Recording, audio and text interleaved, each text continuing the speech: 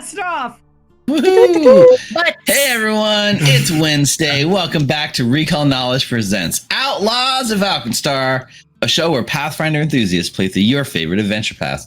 I'm your GM Steve, and I'm joined by Ricardo, Richard, Nina, and Tommy. Go ahead, everyone, and say howdy, Outlaws. Howdy, Outlaws. And ghosts. Howdy, ghosts. Everyone joining us for the first time, welcome. And anyone who's been with us before, welcome back. We're happy you're with us again. Tonight is the launch, officially the launch of Cradle of Quartz. This is book 2 of 3 book.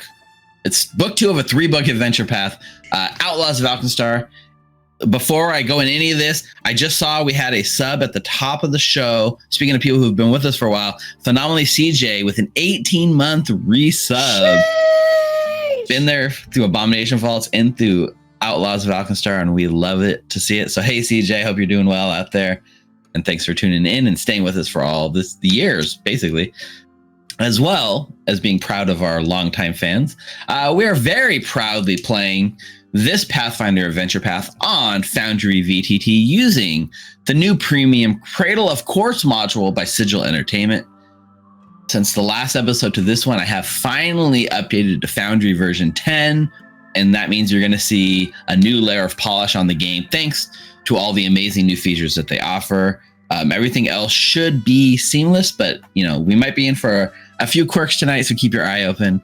But if you have not yet made the transition to Foundry version 10, by all means do it. Pathfinder's ready for it.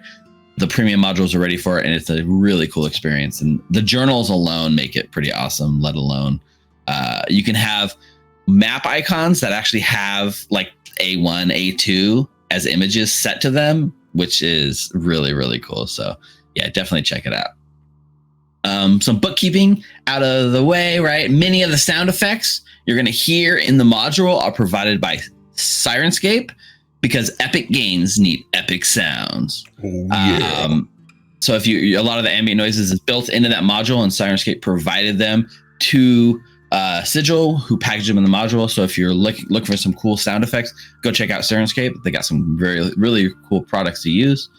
A lot of the background music, the primary background music we're using, are provided by Ivan Dutch using his Patreon module, also available on Foundry. So if you're a Patreon subscriber to Ivan Dutch, you can get the plugin module with all his tracks ready to go at your fingertips right in the game. It's a really cool thing, and that's what we generally use for most of our music and most of our scenes. But I wanted to call out some of our starting soon music, break screen music, things like that is actually created by somebody named Ross Bugden, who has provided like his open source music.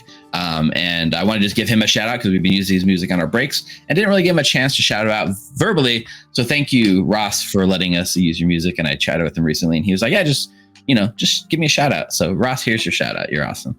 And of course, we can't forget the module itself, written by Scott D. Young. Mr. Scott. And my brain autocorrected that to Vanessa Hoskins. I'm like, what are you like? Right? This is the first thing I've run that Scott's written, I believe. So should be exciting to jump into that.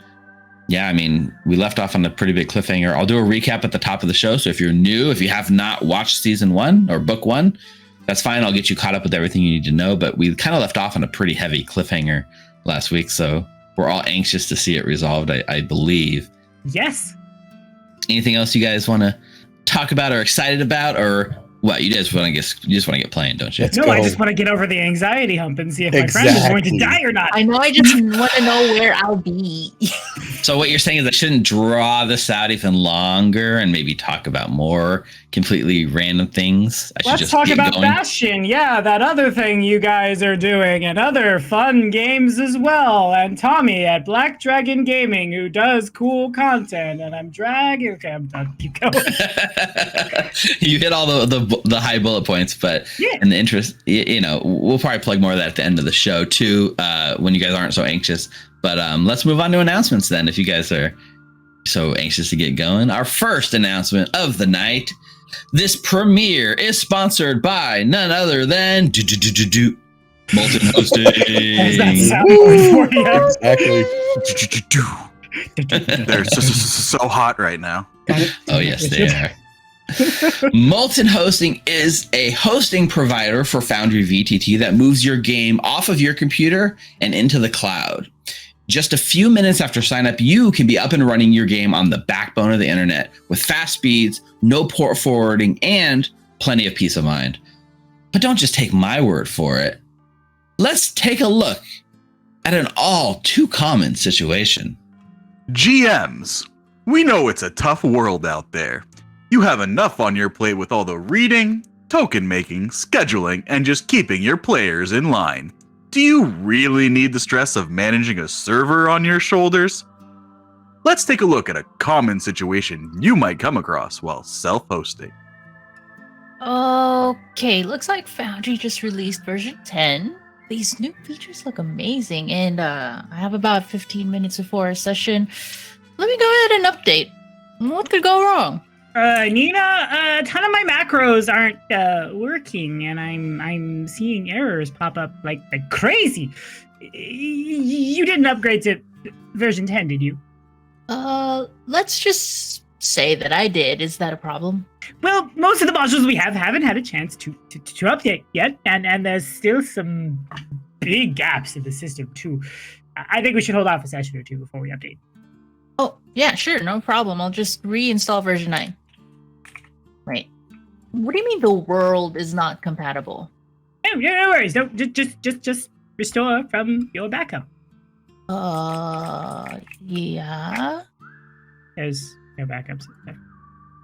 Well, looks like this session is canceled. That's okay. I've been hearing a lot about this Jordan Peterson guy who I have no context of who is.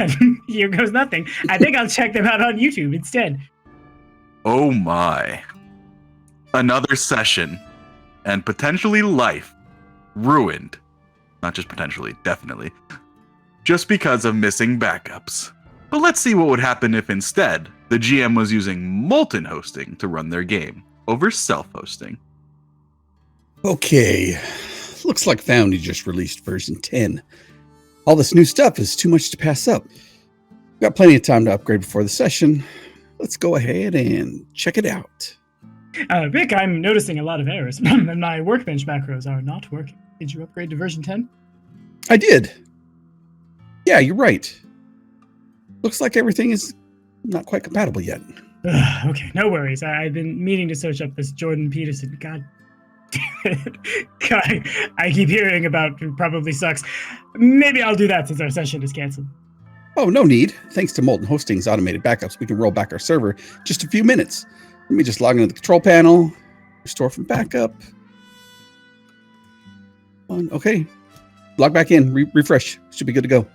Oh, good. Let's get back to the bank robbery. And wouldn't you know it, I entirely forgot who this Jordan Peterson person is and why I was going to search them up in the first place.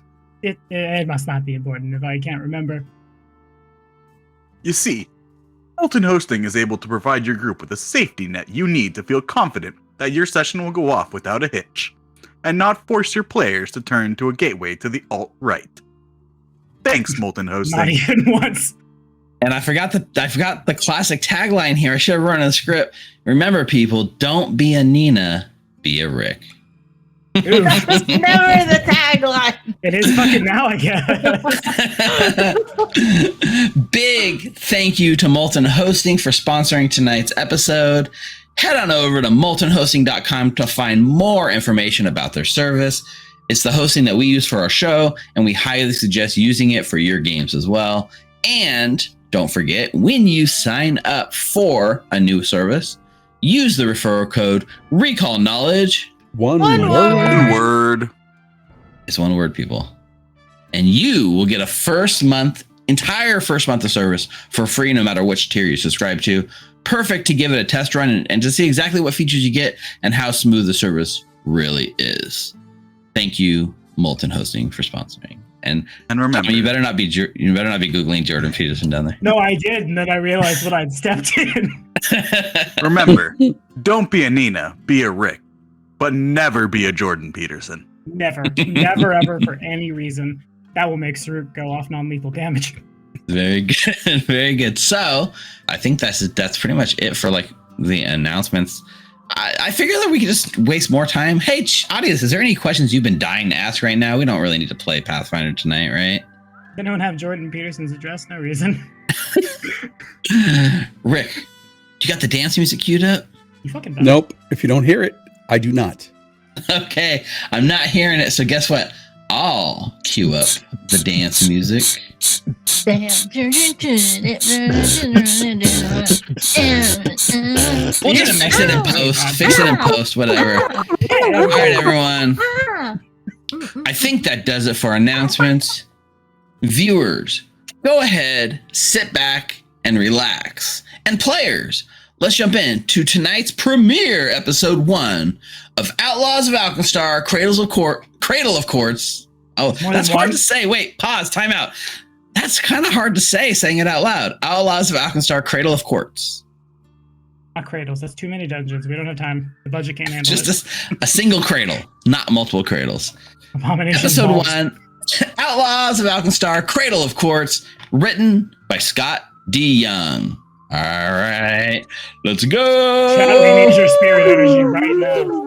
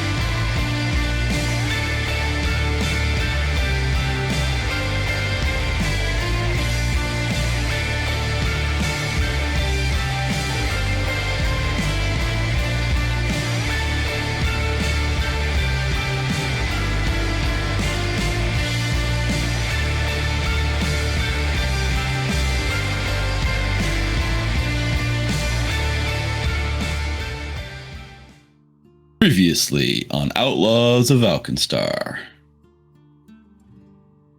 Welcome to Alkenstar, frontier town surviving in the middle of a harsh desert wasteland. Nestled between two highly magical warring nations, Nex, the arcane-centered powerhouse to the north, and Geb, the necromantic bloodlords to the south. The lands itself are scarred from powerful magics, making its use dangerous and unpredictable. In the midst of that chaos, Alkenstar sprung up, embracing new forms of technology. Black powder and clockworks. With this technology able to give it a foothold of defense unrivaled in power, Alkenstar has stood defiant ever since.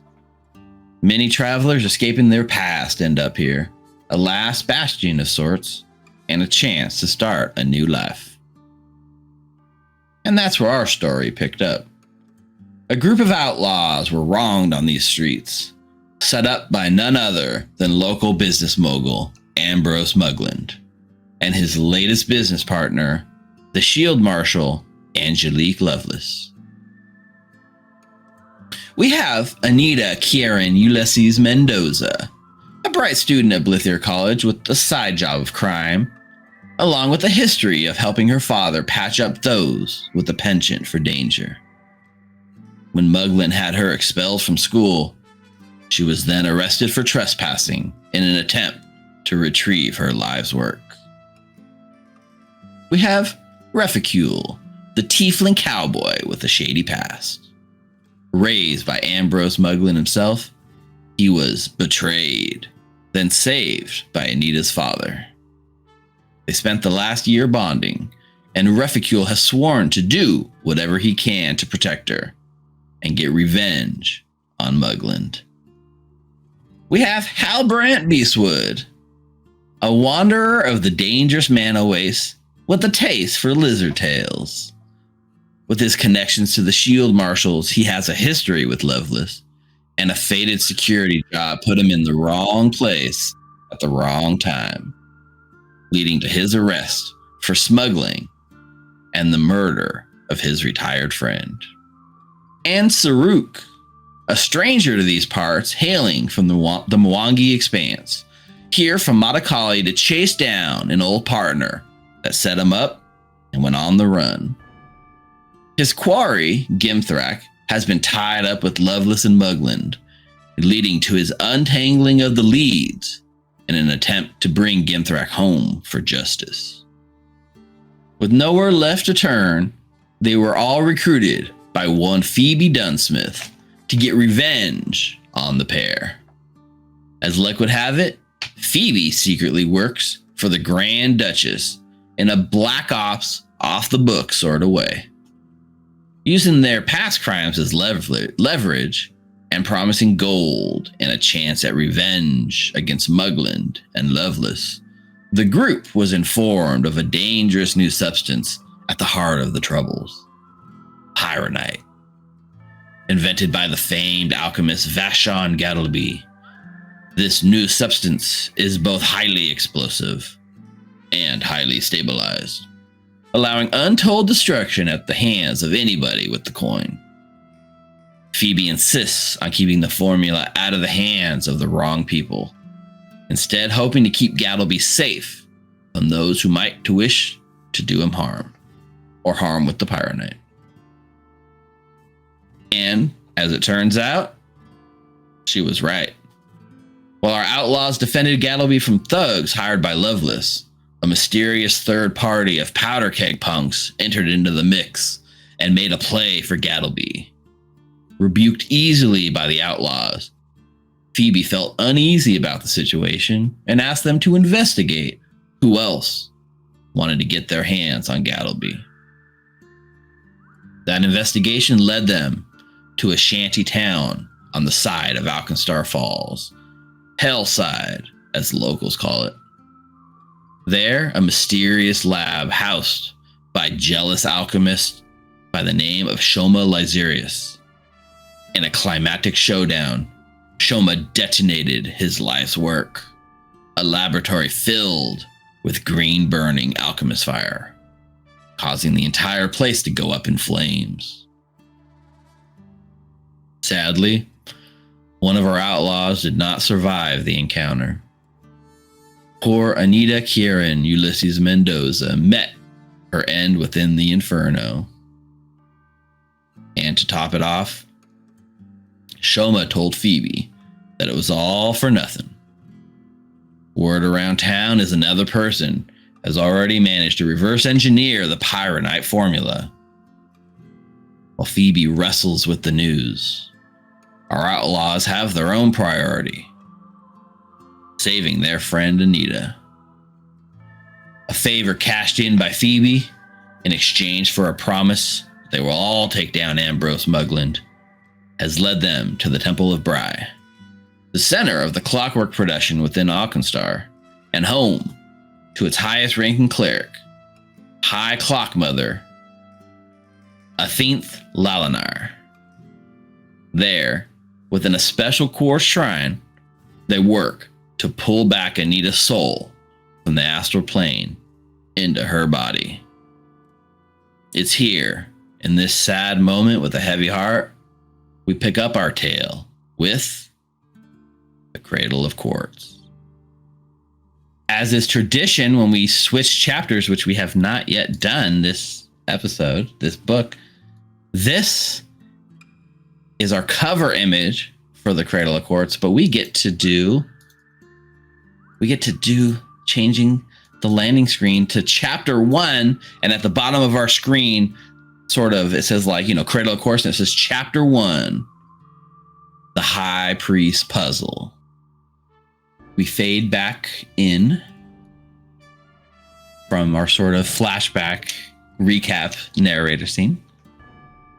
The shrine in the Temple of Bride glows, a bright light refracting from the quartz table and 12 obelisks equidistant around the room.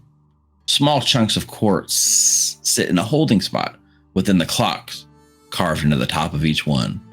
Their ticks and tocks synchronized in perfect harmony. A woman, dark-skinned and tattoos resembling clockwork gears spreading across her face, recites words and phrases from her religious book. 147.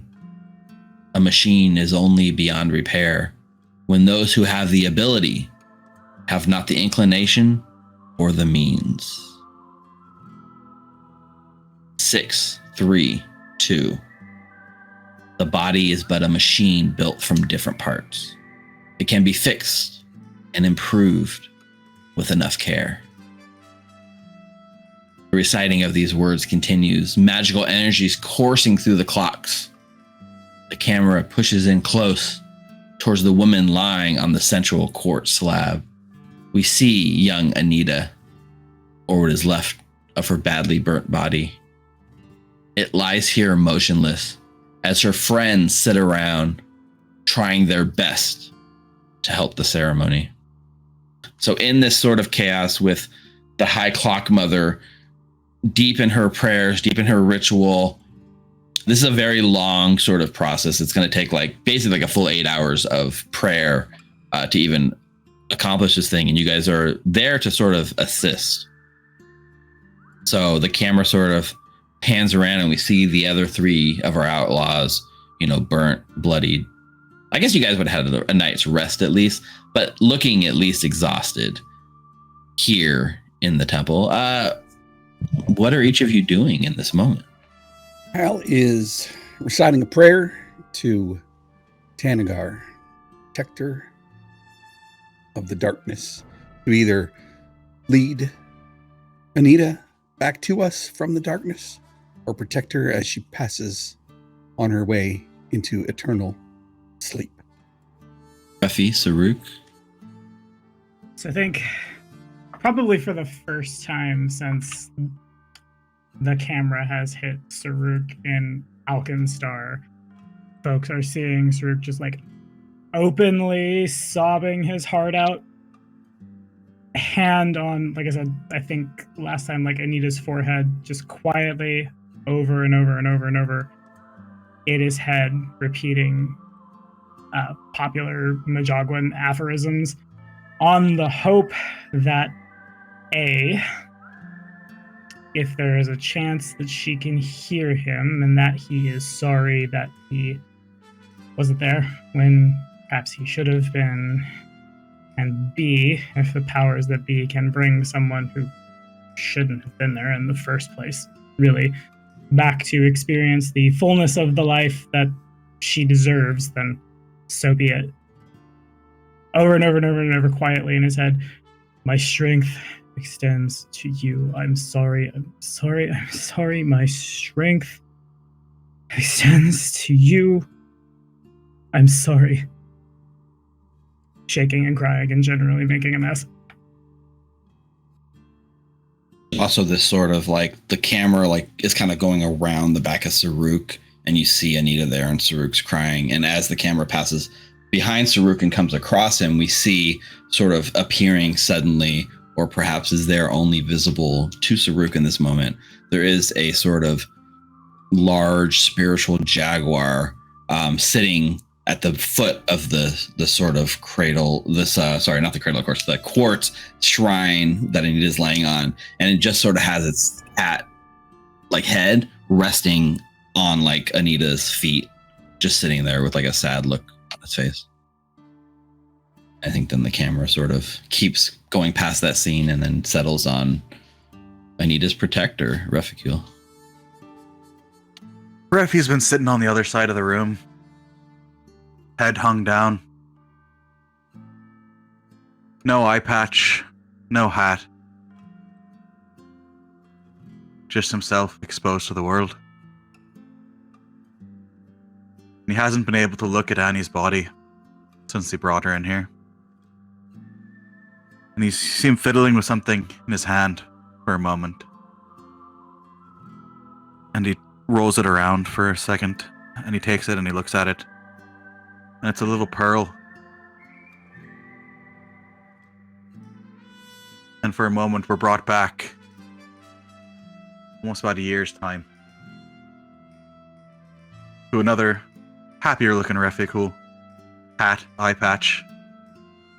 Looking a bit rough, still a few bandages. Walking around a fair with Anita and Kojak. See him take a stand for a moment and pose to get their portrait etched into a bit of metal.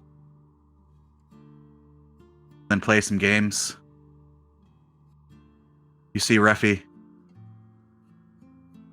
coaching Anita on how to shoot a little pop gun. And she hits a bullseye 3 times. And you see her get her prize. And without thinking twice, she hands it over to Refi. And there I stand, with that little pearl in my hand. The first time anyone's ever given me a gift with no strings attached, with nothing expected in return. First true act of kindness that I've ever received. He just hangs his head back down again. So we see, as this sort of goes on for most of the day, there's sort of the like very clear montage of people like changing position around the room, everyone looking exhausted. And at a certain point, High Clock Mother stops her resuscitation of her holy text, and she looks to the 3 of you and says, "We'll need 2.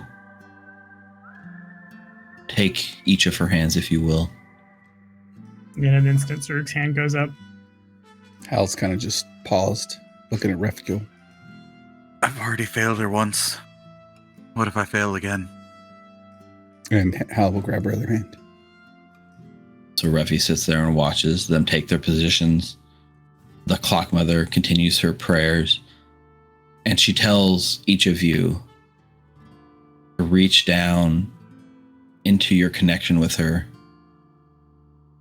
to say your prayers, to plead with her, to help her find her way back home. Refi does step up, though, and places that pearl, though, just somewhere on Anita. Right in her nostril. Yeah. Wow. Wow. It's probably right here. Yeah, that's a good spot.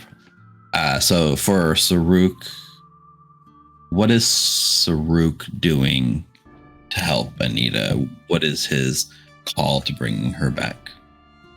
I think the biggest call to bring Anita back is the fact that Alkenstar as a community, as evidenced by the last few months in this place, is full of a lot of really smart, really driven, really innovative people who use that innovation for a lot of really bad things. And Anita is not that. Therefore, she's needed here.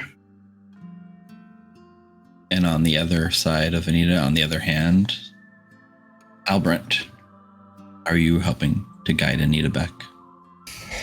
Albrent spent a lot of time back home leading people through the darkness that only he could see. So I think he's trying to lend his spirit into this darkened realm where he assumes that she's at, to guide her in the direction she wants to go, whether that's back to us or into the afterlife. So, on a mechanics sense, this is a resurrection ritual. Rituals are spells that can be cast. You don't have to be a spellcaster to actually do them. You can be involved as long as somebody knows the ritual. You can be a secondary caster on part of it. So the High Clock Mother is taking point as the primary caster on this ritual. She's one of probably the only people powerful enough in Alkenstar to even attempt such a thing. It'd be very rare for somebody to be, to have this level of magics. It's a 5th level ritual, which is pretty high in the grand scheme of things. So the DCs are not easy on a ritual like this. It's also marked with an uncommon tag, which means the sort of DCs go up a bit, even beyond the normal levels of difficulty. However, given our levels and given how you guys are, I am going to have you, so the DC for this check to be successful, by the way, is a DC 29 check for the main ritual. However, given that we're 4th level and given that you guys are secondary casters, I am adjusting the DCs for your help actions down a bit, because otherwise it would just be impossible. I'm not going to tell you what the DCs is on your check. Just know it's not 29, but it is still going to be considered a pretty rough DC for your level, especially given your guys' skill sets. So as the secondary caster for Halbrand and for Zaruk, you have a choice to make. You can make either a religion check or a society check. Those are the 2 choices. Now, I will also say that generally speaking, this ritual casting is a downtime activity, and I know the rules lawyers are going to yell at me because I'm one of them. You can't use fortune effects like hero points on downtime activities normally. However, given the gravity of the situation, if you would elect to use your hero point on this roll, I will allow you to roll with the sort of fortune effect of keeping the higher roll and cashing in your hero point ahead of time. You won't know the results because these are going to be secret rolls. But if you want to cash your hero point to get the sort of fortune effect of keeping the higher of 2d20, feel free to go ahead and do that. And if you're in chat and you've got hero points to spend to help with Anita, send some love her way. Is this one of those times that we really want Steve to have a hero point? So Steve can give the person taking point on the ritual. Oh, I see what you're saying. So essentially, I didn't intend on giving the Clock Mother a hero point, but not the Clock Mother, but you to use as you see fit. Me to use it as a clock. Yeah, no, I got you. Well, Nina is in chat spreading her own hero points to help you guys help her out. So she's given a hero point to each of you 3. You got Heisenberg giving the GM a hero point. Man, you guys are just catching all the hero points. Now's the freaking time. I'll leave. So you guys can go ahead and make your roll secretly. Currently, I'm going to hide the rolls even from chat at home. I'm going to build the tension a bit. I don't want you guys to know what you're rolling right now. And we'll let it play out in story mode. In Twitch chat, I'll let you guys make the vote. Should I use a hero point on the NPC roll or should I not? You guys decide. Can I do a poll? Maybe I can do a poll. So while the poll is happening, and I know it won't be mechanically any different, but Refi, as he's watching all this, head bowed down, he's actually praying for the first time in his life. Prayer's a bit different, though. And he bows his head down. He thinks to himself, Brian, whatever the hell your name is.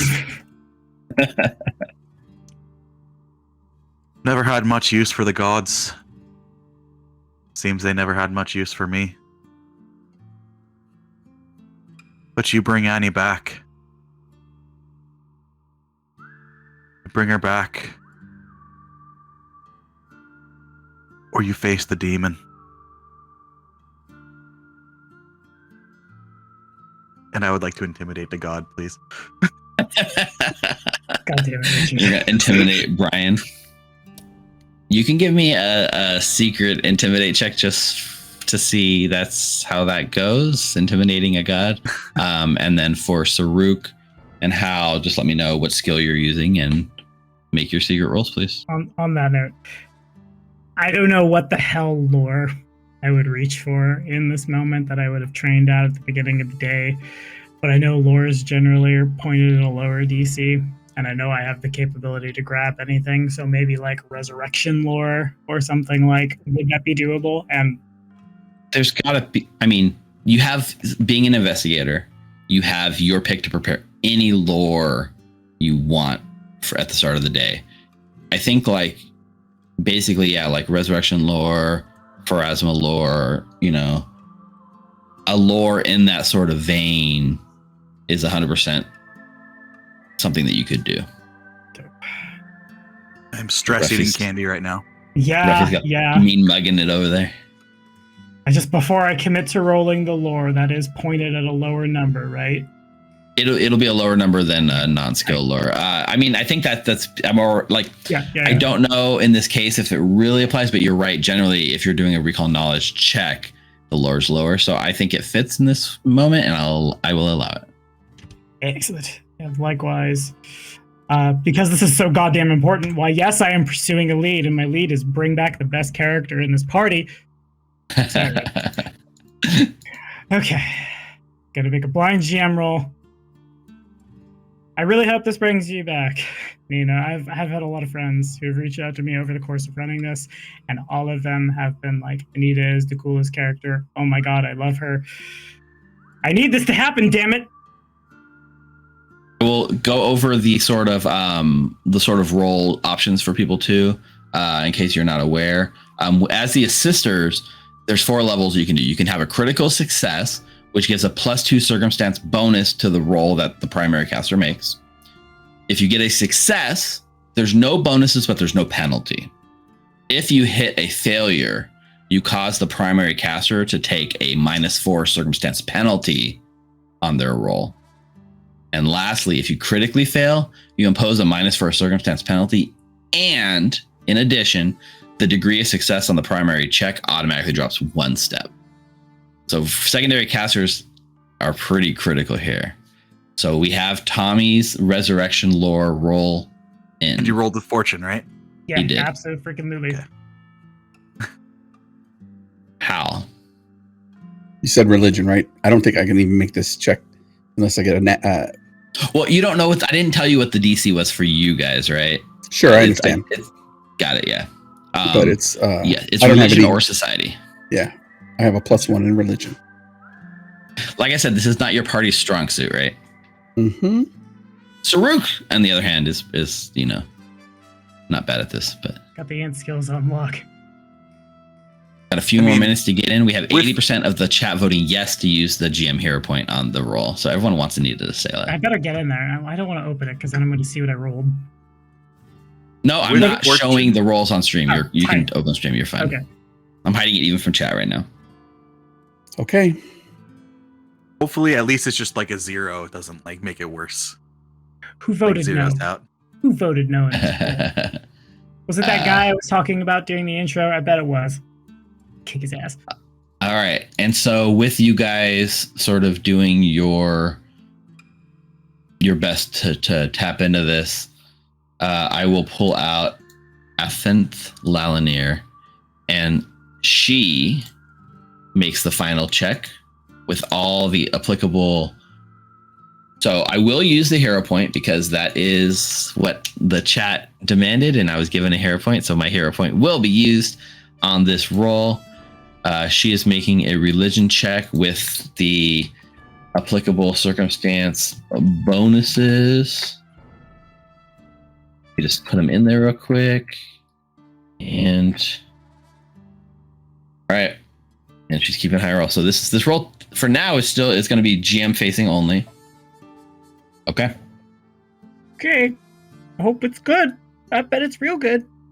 Best roll. Okay. From this scene, the camera pushes slowly in at Anita's face with the pearl here. right at her sort of clavicle area. What is this called?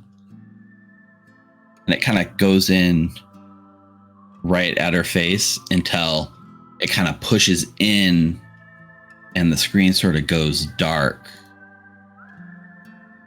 And we find ourselves floating in a dark and endless void. Ninna, if you will please rejoin me on camera. Anita. The searing pain fades fast as you feel yourself leaving your body behind.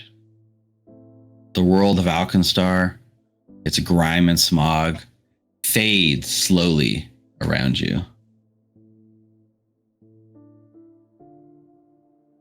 The sound of Alkenstar Fall slowly replaced by silence so loud it hurts. You find yourself floating amongst the endless void, weightless. Glancing backwards, you see your friends carrying your body through the rain-soaked streets, a tiny pinhole glimpse into the world you spent so much time within, and it draws further away until it is but a tiny dot. Feel yourself flowing along a path, despite the lack of any distinguishing figures in the void. Timeless and eternal, this place is. And as you float through, you see tiny glimpses of your past dotting the void. Tiny pinholes that give you but a moment glimpse of your life. And in one, you instinctively know your mother and father. A young Kelishite couple. She carries a small bundle in her arms, riding a carriage through the harsh desert. There's a scream as she pulls you closer, and bandits with weapons descend onto your parents, chopping away. You long to go back and see, and yet you have no control over your path. The haunting screams weigh in on your mind. Up ahead, you begin to see something take shape. A silvery thread on the horizon. It grows bigger as you see more glimpses of your life passing by. Of Kojak, raising you from a modest home in Alkenstar. Maeve, dancing on stage the first time you met. A wounded reficule being nursed back to health on the brink of death. Death. Is that what this is? Silvery river grows closer, and you see what it is now. Procession. Others like you floating through this endless void. On towards the afterlife. A river of souls. Their hollow eyes stare back at the void, nervous about the watchers. You see them now too, strange figures on the shores of this river, watching you float by. Some with wings, others with horns, watching you who watches eternity. At some point, with no time it's impossible to quantify when, you begin to drift away from the pack. A small tributary branching off the river towards a lake. The other souls continue on towards their destination. So why are you going elsewhere? You come to a floating stop here within the lake. Beautiful and terrible scenery dot the landscape, giving a sense of uneasy serenity.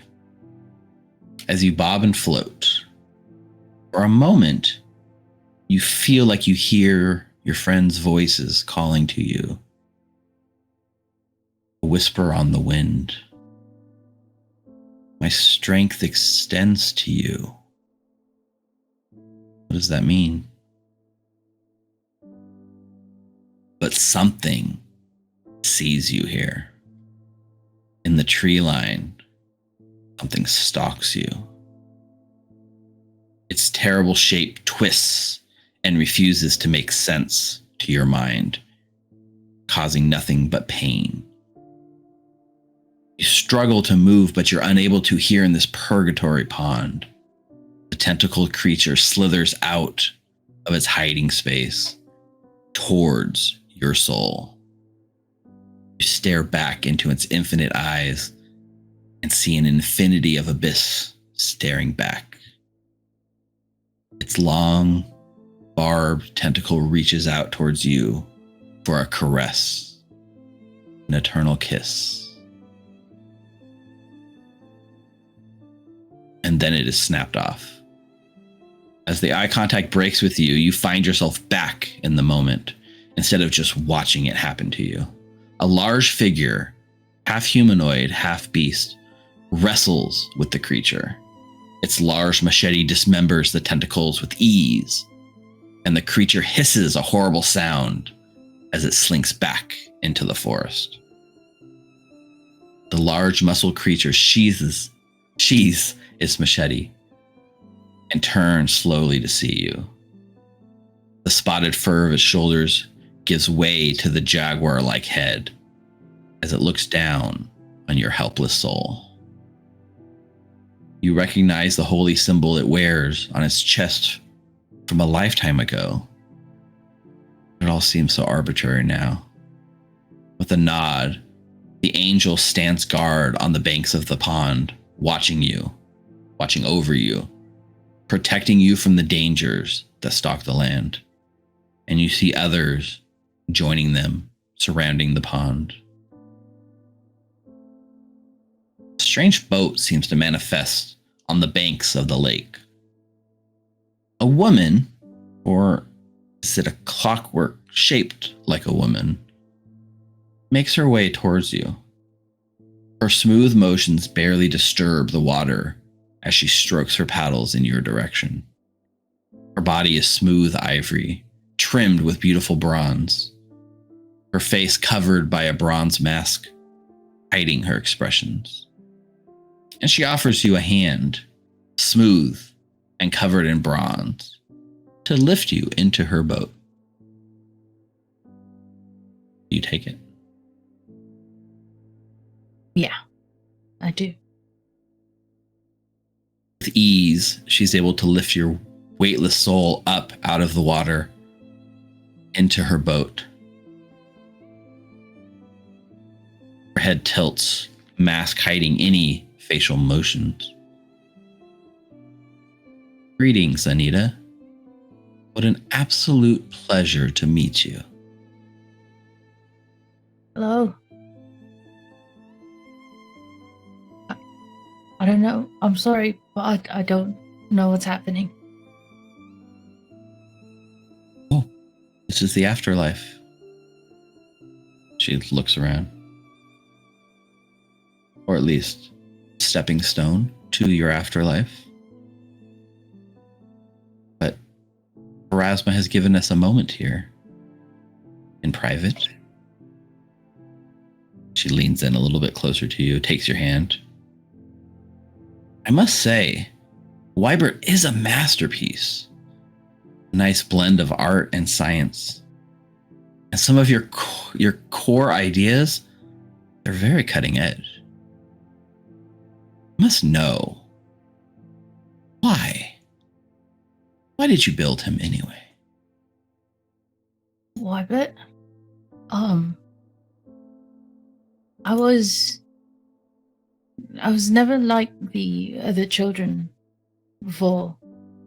It always terrified me to go outside, and when I tried at the behest of my dad, Kojak, the other kids made fun of me.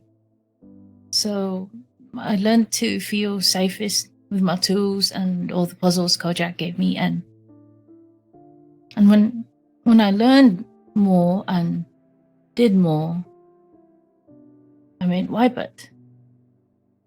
I thought that maybe if I made something out of the things I felt safest in, going outside and and being normal would be easier.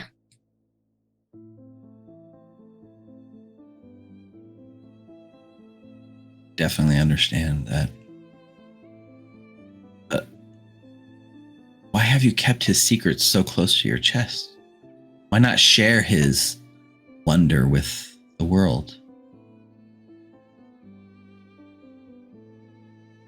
Wybert is the only thing I had. Other people had a lot of things to be prideful about. And the things that I thought that I'd be prideful about were really made fun of. It wasn't until Wybert really that people saw me. And it felt nice. And yet now, you're here, and Wybert's there. His secrets, his wonder, dead end. You have no one to continue your research, no one to push him further where he needs to be. But think about that. She kind of like idly looks over the edge of the boat into the pond. You hear her take a deep breath. We're here in this pool by Pharasma's grace because we have a tough decision to make. Your friends are a persistent bunch. One of them is right now threatening me to do the right thing. Cares for you. They're with one of my priests right now, strong arming her into requesting my divine assistance and bringing your soul back to them. But I'm not so sure I should. Anita, why are you deserving of another chance? Because I feel that I've only just started to live. I've never been comfortable or safe with other people before, but now that I'm actually with a group of people who see me and appreciate what I could do, it feels nice to be seen. I also think that I could do a lot of good. I've just always wanted to do a lot of good. I just never really had the chance to.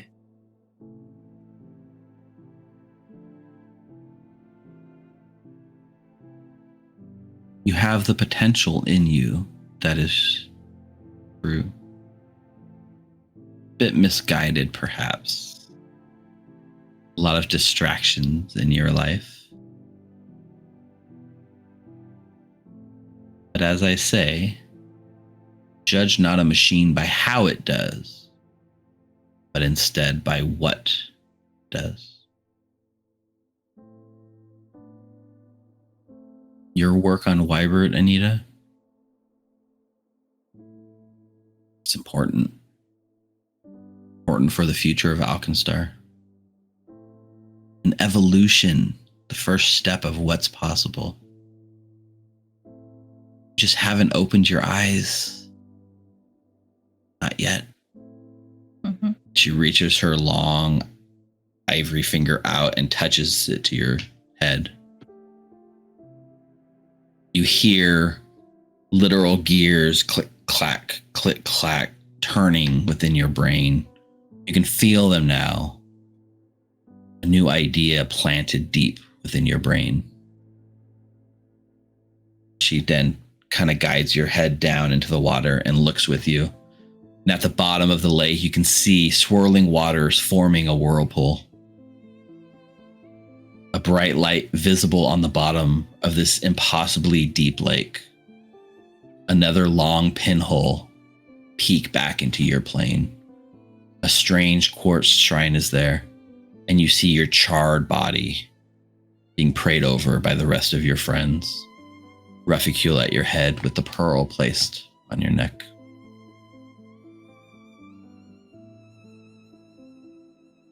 It will not be easy, Anita, but little that is worth doing is.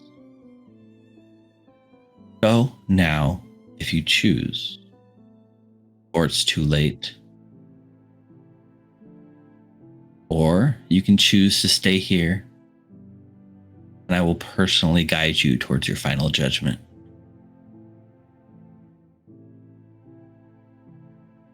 Anita, you're sitting in the boat looking down a path to the afterlife and a path back to home before you.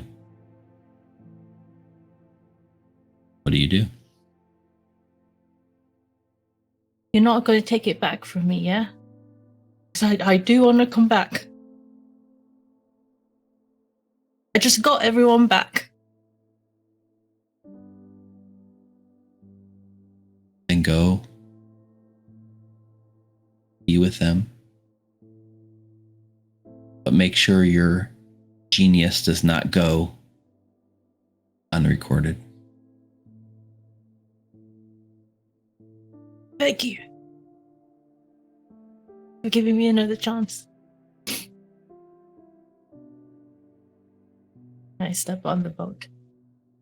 Thank your friends. I will. Will I remember any of this when I come back? Not likely. But I've planted an idea in your head. It will carry you where you need to be. Thank you. Thank you. Thank you. Thank you again.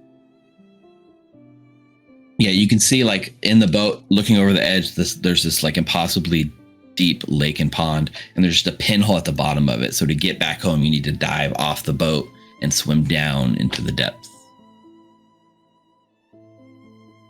I cannonball into it. So you dive into this impossible black void, the boat growing smaller ahead of you as you dive down deeper, attempting to go to your friends. The further it gets, the further they seem. You struggle, you swim. It doesn't seem to come closer. You give it all of your strength and you try. And the pinhole light begins to flicker as it draws further away.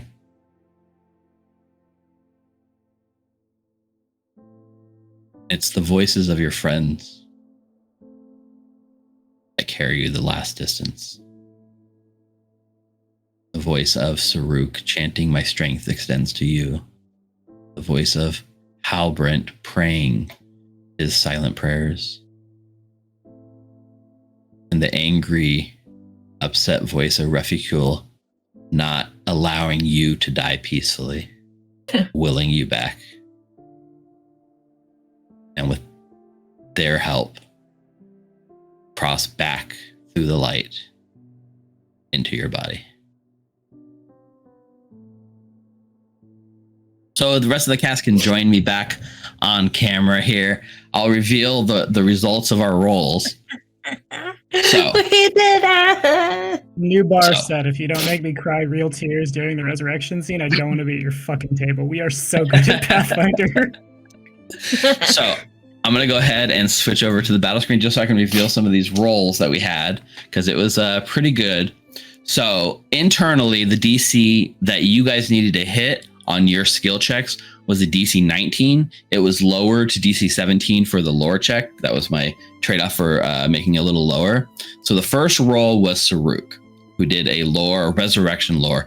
That morning, got your books out, crammed everything you could about resurrection lore. Saruk, let's start with Reficule. Reficule, you got a 19 intimidating a god, enough to make her grin at least, not affect her, but it's pretty solid effort. Saruk, On your check, you rolled a natural 20. Of fucking course I did. So For a total of 31, bringing that to a critical success on your check. Actually, your check was enough to be a critical success even on the DC 29 base level check. Crazy, right? So anyways, you conveyed a +4 circumstance bonus to the roll for the priest herself. Not too shabby. Halbrand, you went ahead and did a religion check as well, also using a hero point to keep the highest.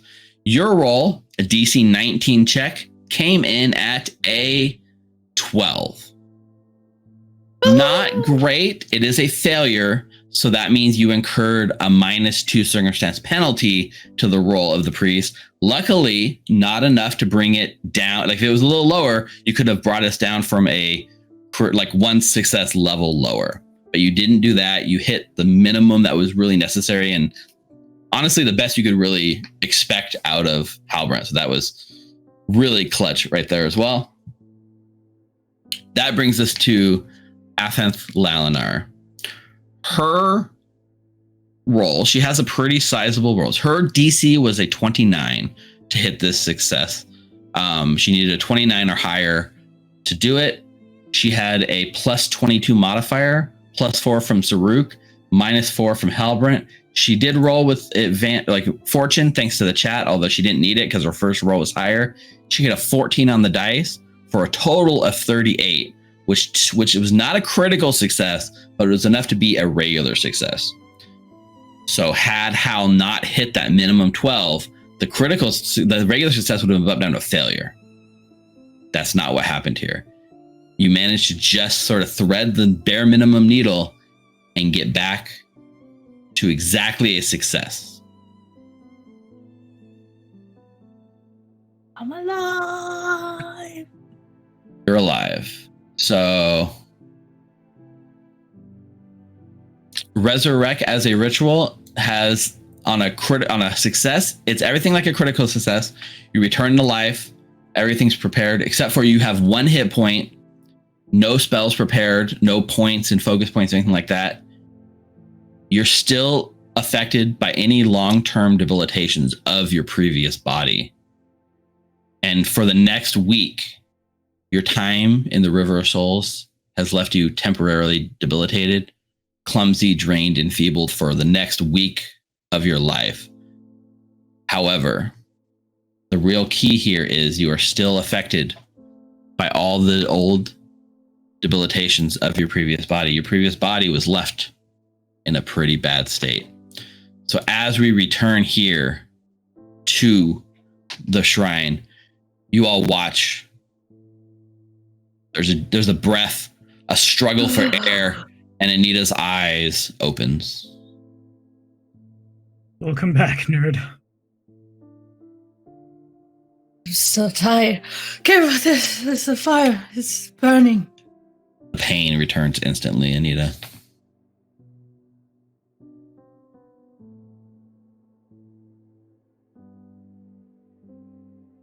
Let's not get the swatted at your house, please. Right. In that like scream, in that chaos, it's sort of the sound drowns out in the room. The clock mother calling for help. You guys kind of helping, getting out of the way where you can. Anita screams. The pain is so much to handle.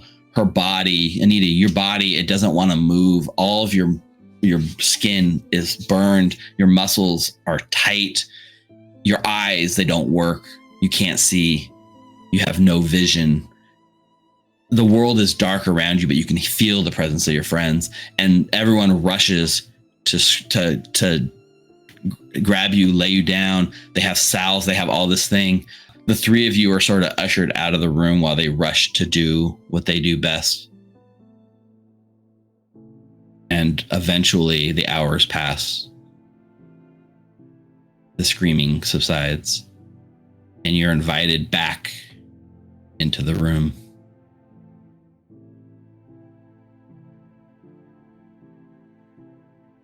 I think Hal would excuse himself when they're invited back in favor of Reficule being there, and he's going to head out into the city.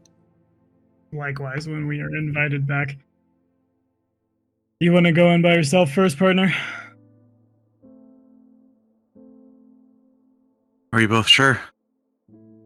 You were the ones helping. You were the ones that brought her back. I mean, I'm gonna go in and I'm going to go hug her, and I'm going to say that I'm very glad that she's not dead, but go. Just let me know when you're ready. I just nod. And I head in. Reficule, as you enter the room, you see blood. You see swaths of skin, burned skin, just sort of laying in a pile in the corner. And you see Annie, or at least a version of her. Looking, you see her body has been changed. Cyborg parts attached, reinforced metallic pistons to help her move her body around. One eye sits human, the other glows, similar to Wybert's. Anita is back, but not entirely unchanged by her experience.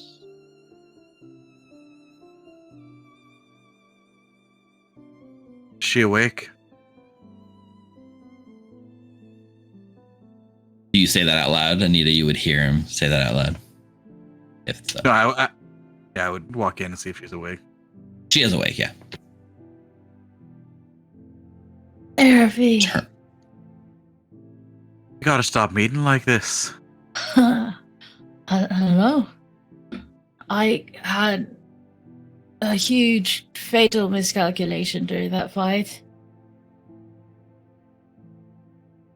I'm sorry, Annie. For what? I wasn't there. What do you I mean? didn't get there in time.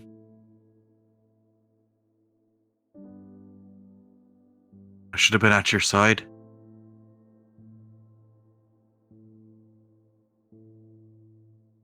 Why are you blaming yourself for something that I did? I decided to go in there.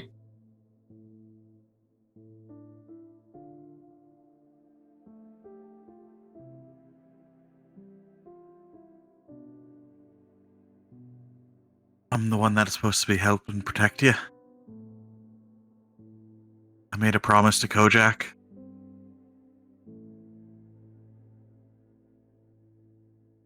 I failed.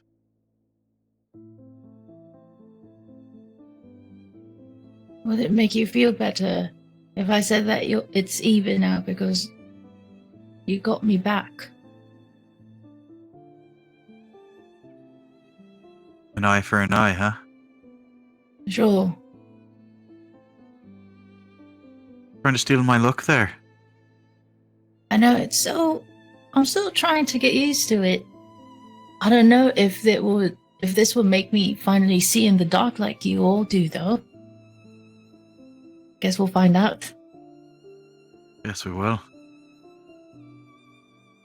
Looks pretty badass, though. Thank you. That was scary, though, Ruffy. That's terrifying. I can honestly say it's the only moment I've truly been frightened in my entire life. Yeah. I always thought that I would be okay with it. And then I started to have things to live for. When you have things to live for, you kind of want to live longer. I really didn't want to die that time. None of us wanted you to die either. Yeah. That's great. I'm not okay when you're not here. Likewise, Ruffy. You know,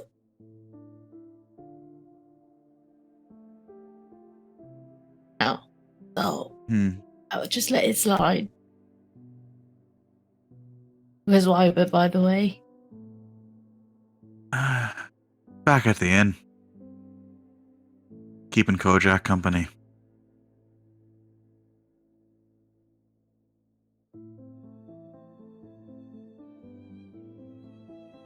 Glad you're back. Me too.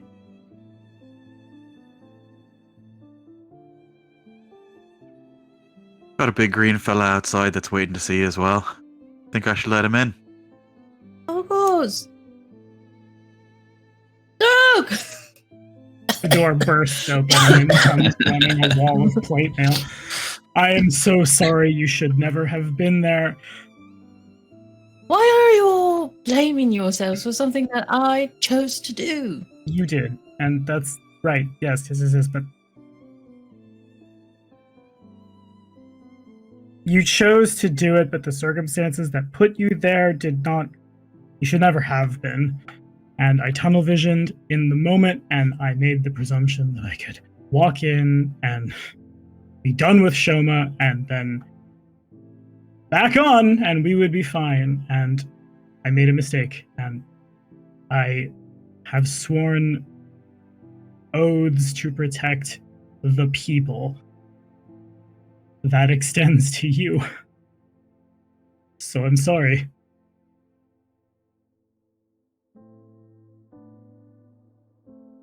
Does it hurt? It hurts a lot. I still can't move. But, it's very... The memories I have right now, I don't know if they're real or if they're not. But what I do know is that they were telling me that you guys were helping to get me back, and as I told Refi, I didn't want to go yet, so I'm really, really, really thankful. Absolutely, and always.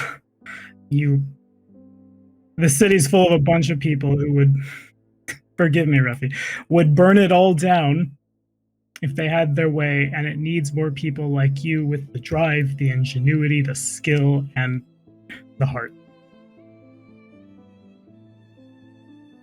I'm just glad you're back. I would hug you, but I don't even know if these arms would work. I suppose there's only one way to find out, huh? Big That's arms true. extend. I try to hug you. Clang. There's a bit of a learning curve here with like learning to sort of move, but it does for the most part what you want to do, and it's a little awkward, a little clumsy, but the hug works. Nothing a little time won't solve. If anything, you're smart enough to figure this out. What exactly has happened to you? I know you were burned, but I began. Well, actually, can I maybe roll a crafting check? Sure. Go ahead and roll that crafting check. What'd you roll? Pursue a lead. Dismantling you. What are you doing? She definitely has elements of like clockwork sort of gears molded with her body. It seems like in places where she might not have full muscle control yet, or might have lost a lot of her mobility, these sort of like devices have been installed that kind of clamp into her like forearm at like different points, and the cranking of the gears literally allow her to move her body that way. Just by your sort of looking at it, it's hard to tell if this is a permanent thing for Anita or if over time they can sort of be scaled back. But it's very obvious to you right now in the moment that Anita is only really being kept alive by the miracle of this technology. The clockwork cowboy, huh? I don't hate it. Look at this pot, though, right here on my chest. It looks like wipers. That it does. Hal, are you watching this from like the hallway and the doorway, or have you like actually like left? I left the temple. You left. That's what I figured. Yeah. Mm-hmm. Flips out. What do we see Hal doing? Just kind of step out. It's in the dead of night by now. You see Hal go from the temple into the darkness, and there's a quick shot of a hand reaching out and grabbing a poster that has a picture of Anita on it that gets torn off the wood and rolled up, and then you hear the sounds of his spurs heading deeper into the interior of the city. Yeah, when you see that shot of the poster too, it's not the bright, fresh poster that we saw at the beginning of the campaign. These posters are worn with time, frayed, faded, wet. You can tell it's been up there kind of for a while, and there are other posters on the wall, other more important criminals that have been plastered, and you get the sense that you might not be on the forefront of most people's minds these days. Spur walk off, jingle jangle into the distance. This is where you need that soundboard effect. Yep. And so from there, I think the camera kind of looks upwards, and through the sort of thick sort of smog, we just see a nice, beautiful crescent moon. And I think from there, it sort of fades to black, and I think it's going to fade us to our break for the night. Congratulations, you did it, guys. Did it! Anita is still around. It was close. Even just like a slightly lower roll on any of these would have been enough to like tank it. But yeah, you guys did a great job, and I love seeing the roleplay that you guys did and setting the scene. And yes, say nothing about yourself, my guy. Jesus, that was so good. Thank you, and welcome back officially, Anita, Kieran, Ulysses, Mendoza, Bot.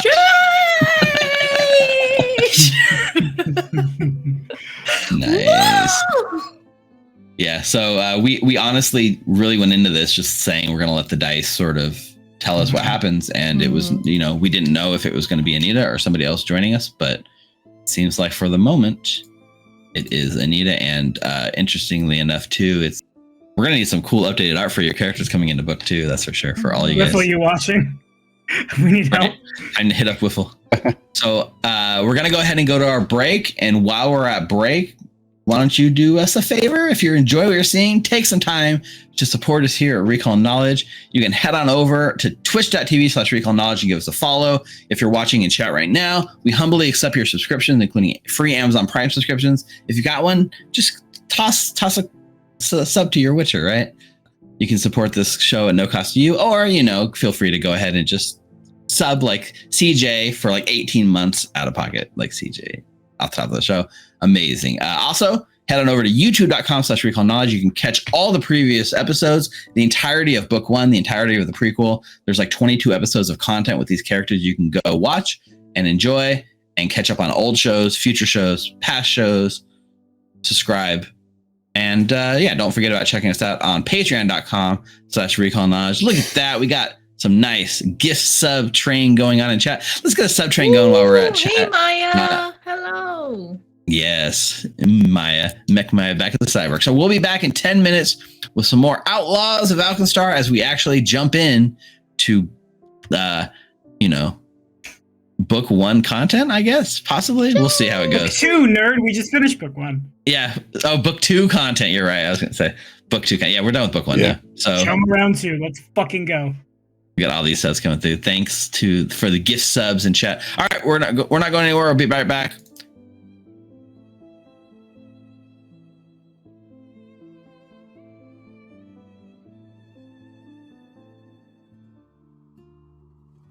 And we are back.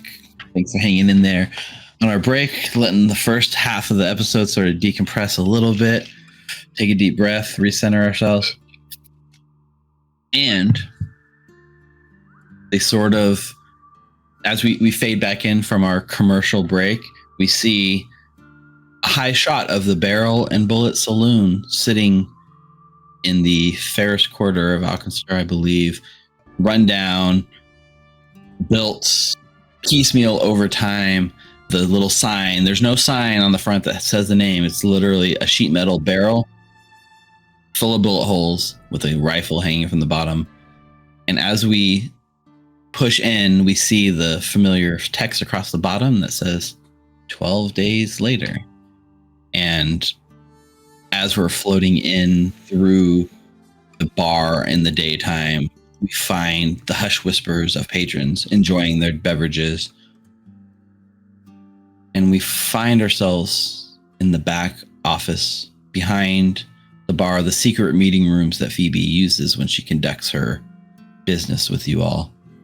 And as the camera kind of floats into that room, we see the five of you, Phoebe included, gathered around a table, a bunch of papers spread out, and sitting there happily dancing. Wybert is back to life thanks to Anita's return. Thank you, Wybert. We don't like Wybert's a good boy. Let's get Wybert pets in chat for Wybert. Yup. On it, boss. Wybert pets. We need lots of Wybert pets. So there's this scene. You guys are sitting there. You can tell the room's pretty heavy. Phoebe is like nods at you, Anita. Glad to have you back after all that. I'm glad to be back. I was told. Thank you. Didn't do it for you. Did it for the mission. Speaking of, kind of points her hand down at the table. Looks like we got another problem that needs solving. I think it's right up our alley. Pays well, and it gets us close to settling our score with none other than Ambrose Mugland. She kind of like raises her eyebrow and looks across at Ruffy, knowing like with an exclamation point. That name. Last night, we got reports of a flying clockwork monster spotted over this Hammer Street in the Ferris Quarter. Flew over the Estradi due east before leaving the city entirely. She sort of indicates like the map of Alkenstar, just kind of the direction it flew off over Alkenstar Castle, like into the Mana Waste. One of the sentries at Alkenstar Castle got a good look at it, said it was the clockwork cat with big ass bronze wings, and somebody was riding it like a steed. We checked with the Temple of Bry. They keep a tight rein on all the clockworks that get made here in Alkenstar. Turns out, nobody's filed the paperwork for any of these clockwork cats. According to the Bryites, there's just one obvious suspect. She takes a paper and slides it across your way. She slides over a charcoal sketch. The sketch shows a gaunt-faced man with bushy hair, thin lips, broad nose. The sketch shows a gaunt-faced man with bushy hair, thin lips, a broad nose, and an intense stare. She taps her finger on it. Olamon Kosawana, one of the church's former primary cogs, the second highest rank one can actually attain within the Bryite priesthood. A real whiz with clockworks, apparently, plus anything else he sets his mind to. Curious to a fault, you might say. He was booted from the church a while ago for breaking protocol and promoting heretical conspiracy theories. She puts air quotes around it. Wouldn't you know, last time anyone's seen him in public, our friend Vashon Gattleby's Pyronite demonstration. She raises her eyebrows menacingly. Kosawana kept a low profile till recently, doing his own thing at his workshop in the Ferris Quarter. And we got a few complaints from neighbors of loud booms coming from the workshop, but nothing serious. Well, the same night the sentry saw that flying clockwork cat, one of Kosawana's neighbors says he saw the old man fleeing the premises, some gun-toting goons in pursuit. Sounds like one of the local gangs broke into the place, and our man hightailed it out of there. Now, this is why we care. She shuffles the papers and pulls one out on top. One of the robbers matches the description of our friend, Ambrose Mugland. Must be desperate if he's getting his hands dirty. Mm-hmm. She clasps her hands behind her back and turns around, staring at all the empty whiskey bottles on the walls. Now, maybe it's a coincidence that Mugland failed to capture Gattleby, leads a gang of toughs to grab this Kosawana guy a few weeks later. But I don't believe in coincidences. I need you to check it out. Wherever this Kosawana is, Mugland can't be far behind. She drops a cloth sack on the table that hits the ground with a satisfying thud. Go search Kosawana's workshop. Talk to his neighbor. The priest at the Temple of Bry should have the address. While you're at the temple, maybe see about looking into this heretical poppycock that got Kosawana in hot water to begin with. Could give us at least some clues as to where he went. At any rate, the Duchess wants us to find him before Mugland does. Ensure his safety and find out what he knows. Maybe we can use him as bait to draw Mugland out. I don't know. Either way, if he's managed to find a way to reverse engineer the Pyronite Formula, we need to bring him in and keep him safe. Questions? To be clear, we're going to go to the Temple of Bry and find out where this Kosawana workshop or house might be, and then find out what the hell got him kicked out of this order. Is that basically it? Just, yeah, stop by the temple, talk to some of his former colleagues, maybe have a chance to research what led him to leaving the church in the first place. Talk to this next door neighbor. She points to like the sort of next door neighbor that was reporting things the night of the explosions. And check out his workshop while you're at it. We're looking for any leads to where he might have gone. I set up a contact for you at the Temple of Bry. Ask for Tertiary Cogmanatus, Mint Akis. She'll be able to assist you. She'll be expecting you. Anybody else got any questions? No, it seems quite clear. So she drops a bag. She drops a bag here on the table for you guys, and inside that bag is 200 gold coins for you to split. Is this a deposit? Payment in advance? I think we're friends now. Payment in advance. I know we want the same thing now. Mugland, head on a plate. I need a drink. I missed it earlier, but how long ago has it been since the whole cat clockwork episode happened? Last night. Last night. This is fresh. This is new. This is hot. That's why we need to act fast. All right. You're muted. All right, so let's head back to your favorite place, Anita. I can go circle up with their neighbor. Let's go together. On the way, I'm sure. Because we have to find out his neighbor. We have to find out his address at the temple.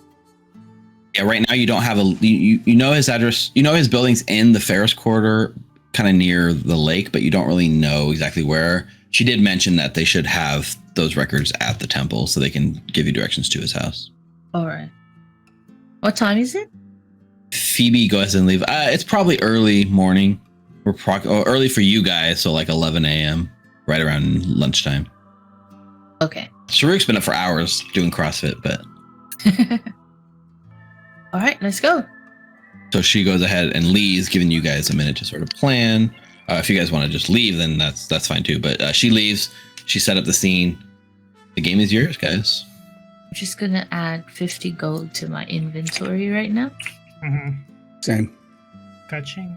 So I think over the last 12 days, the friends at large, because that's the party name, have seen more of Saruk, like way more of Saruk. Whereas a long time ago, because it's been months, very isolated, wake up, workout, go do the thing, show up when I need to be, do the things I got to do, then go back. It's much more like up around the time as the rest of the team, doing the things the rest of the team are, engaging a little more. Before we leave, I need 5 minutes to myself. I'll catch up. We'll be right out here. Very well. And to add to that, probably about 2 days into the downtime, as Saruk gets up and does his workout, he sees a very groggy and half-awake Refi dragging himself downstairs and joining him for his workout. Got him. And Refi continues to work out with Saruk and Urshap the next couple days. So yeah, there's been a lot more of training going on there with Urshap and Refiko for sure, and Saruk and or Hal. I think during the time where Anita was recovering, Hal was working with Gattleby, and he was in the workshop, cordoned off a spot, took everybody else's shit and just piled it in the other side of the room. And if they had a problem with it, they could come tell him, but nobody ever did. That poor goblin man. Right. Nicol and Gattleby are like really like in close quarters now, constantly bickering with each other. He worked with Gattleby to know how to set up all the alchemist tools that they found from what's his name's lab to make sure it's in all in the right spot for when she's ready to do her thing. It's all set up for her.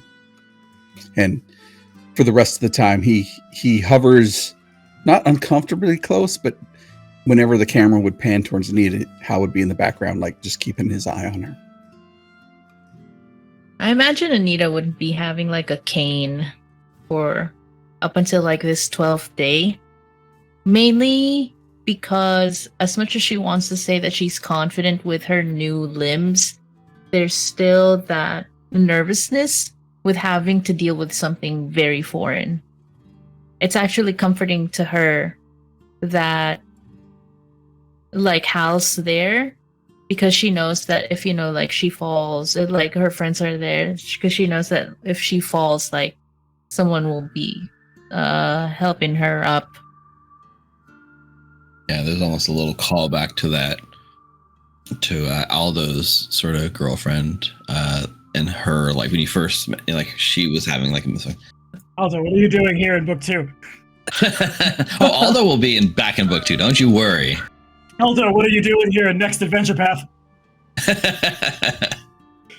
So he's gonna out the door, up the stairs, go in his room, shut the door, and as soon as the door is shut, Kijok, are you here? There's the familiar sort of rub of the spirit jaguar right against the back of your legs as he sort of curls and kind of takes his like attentive stance. Yes. Explain to me why everything happened the way it was supposed to happen. Big details, as much as you want to give me. Because I don't agree. Not sure I understand the question. You said you all made died. your choices. Correct.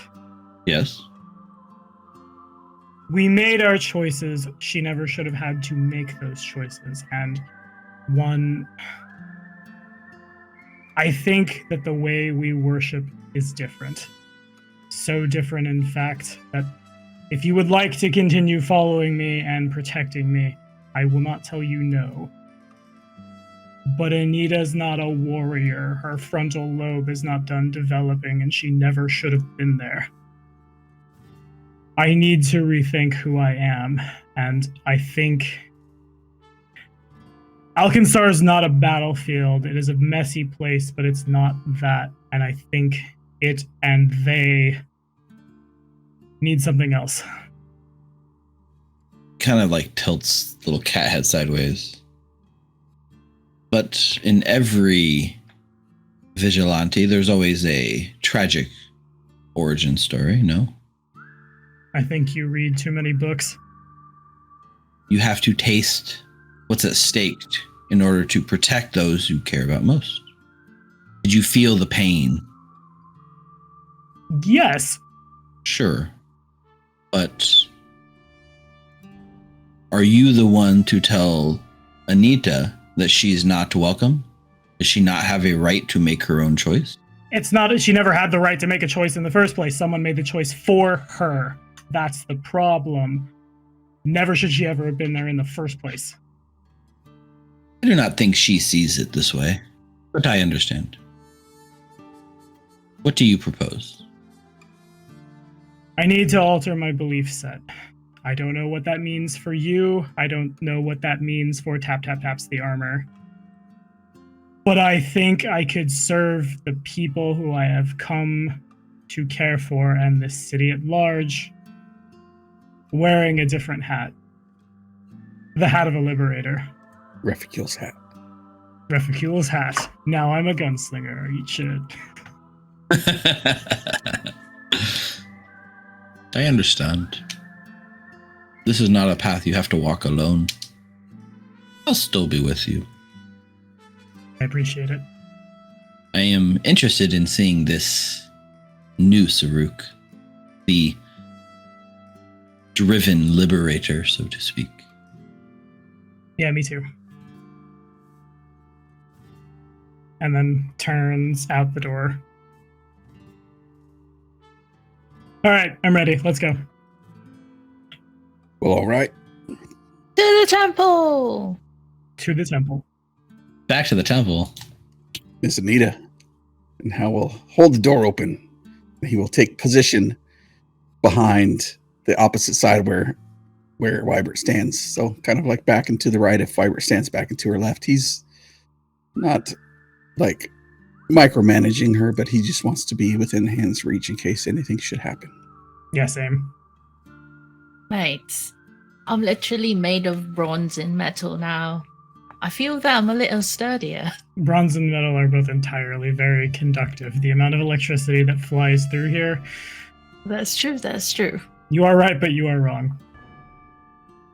That's true. That's very true. I think she looks pretty badass. That is objectively correct. Do you think so? It's just sad that my tattoos are gone. But my look at my hair. It's like it's all shorn and stuff. Hal gets a big smile on his face when she mentions her appearance, and you had no idea what kind of pain in the ass this young man was. I mean, you had to come back because I don't know, Saruk, I'd have killed him probably, or at least tried to. Because, damn. Why? No. I mean, I'm kidding, you know. But Refucule was a little bit sideways for a minute there. We all were. I'm going to stand right here within arm's reach to make sure nothing gets at you, because I don't want to go through that again. And he'll kind of get that sheepish look on his face, kind of deflecting the attention towards Refucule, but he definitely wants to be the protector of Anita while Tanagar is the protector of him. Anita would immediately go. Just because. Aren't you walking with a cane? I feel like that's a bad idea. Yeah, like with her cane. Trips on a pebble. Oh, fuck. So while you guys are walking and talking, we're kind of treading familiar territory because we are taking the same path to get to the Temple of Bry that you would have taken to get to Blithir College. Because Blithir is pretty much just across the street and around the corner from the same bakery, the Need Proof Bakery. And that you visited before. And so you see the temple just around the corner, so your eyes are sort of drawn instinctively up towards Blithir. Yeah, you end up back at Blithir College. At Blithir or the temple? Sorry, no, I was got distracted. Past Blithir towards Bry, the Temple of Bry.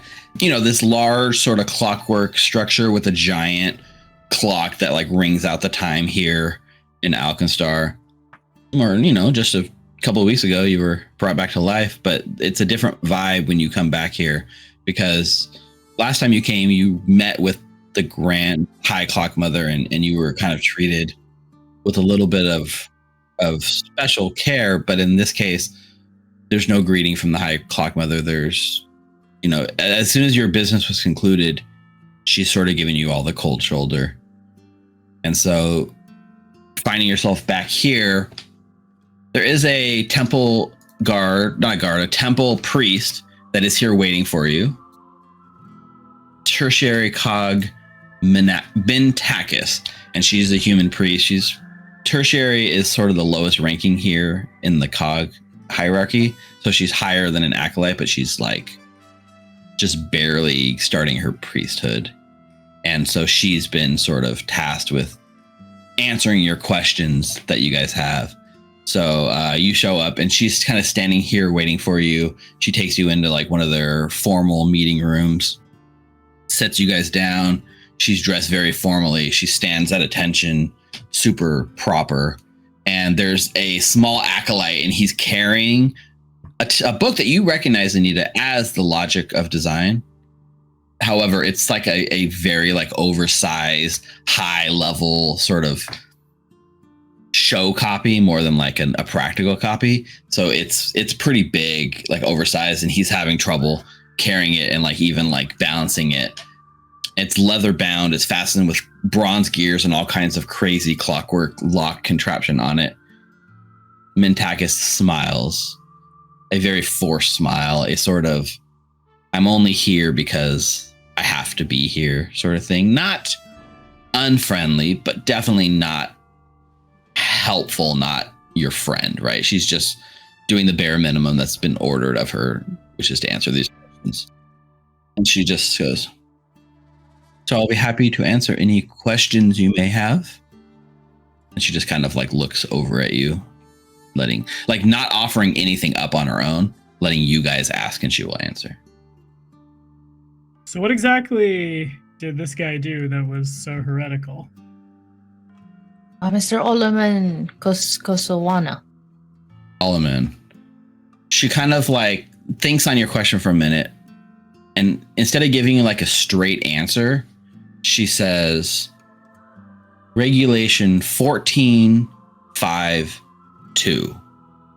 And there's like a pause. So the acolyte fumbles with the book and like puts it on the table in front of you and starts flipping through the pages real quick. Too. Yeah, you can take out your book and follow it, right? Yeah. So you see like each page's header has like a regulation number, and they're numbered. There's 3 numbers to each section. There's like a first number, a second number, and a third number. And so they kind of go in order: first number, second number, last number. So you're able to find Regulation 14.5.2. And this big book is kind of open to the same page, and the acolyte spins it so the rest of you kind of pushes it in front of you, Saruk, and points at it. You see at the top of the page, you too, Anita, Regulation 14.5.2. And the acolyte recites the text from memory, and you guys can kind of read along with him. Regulation 14.5.2. All components shall advance the function or aesthetic qualities of the device. Any component which does not serve the whole shall be excised. And as he finishes it, he like closes the book. And Bentakis sort of nods with her eyes closed, listening. And so it was with primary cog Koswana. He chose not to serve the church, so he was declared superfluous to our needs. I can't say that word. I'm sorry, say that again, please. Fuck you. Superfluous, I think you mean. Superfluous, that is correct. Your pronunciation's really going Ari. He was.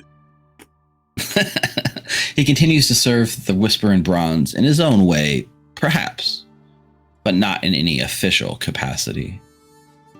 I believe his workshop now resides in the Ferris Court or somewhere along the lake, 3 blocks west of Hammer Street. Do you have the specific address? Nods and like reaches into her pocket and like has the address ready to go and slides it over to you, Hal. And as you take a look, it's not just like, street addresses. It's so like regulated. There's so many like steps to each thing. It's literally like, leave this room, 18 steps to the front door, make like step 1.2, make a left. It is broken down into like the most asinine, detailed, specific directions that you could possibly imagine, like way over the top, but easy to follow. Everything like a manual, like I hand it to Anita. I'm sorry, miss. I can't make heads or tails. Is this like a map? It's not a map, but it's literally like instructions on how to walk from here to his house, like literally from the steps of the temple to his door, step by step by step. Each number of steps counted out, turns, each intersection, which direction you turn, things like that. It's way convoluted, but easy enough to follow. Oh, all right. Oh, sorry. We forgot to introduce ourselves. My name's Anita Kieran Ulysses Mendoza. This is Halbrand, Refikil, and Staruk. Anita, I think they know who you are.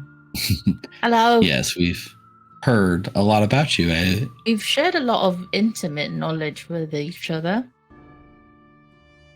You're looking great. Are your Thank you. devices functioning well? You're adjusting to them?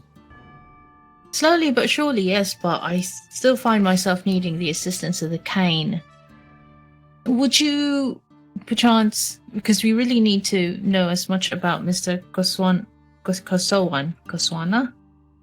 as we could. Koswana, yeah. So besides betraying the church, is that what he did? What else could you? He did not serve the whole. What do you mean? She kind of frowns on your question and pauses for a moment and recites another regulation off the top of her head. Regulation 475 guides us, she says, and gestures to the acolyte who recites the passage from memory. Even as you're flipping your book to find the page, Anita, he's already saying it. It is not for the gear to determine how it will turn, but for the maker to set the design.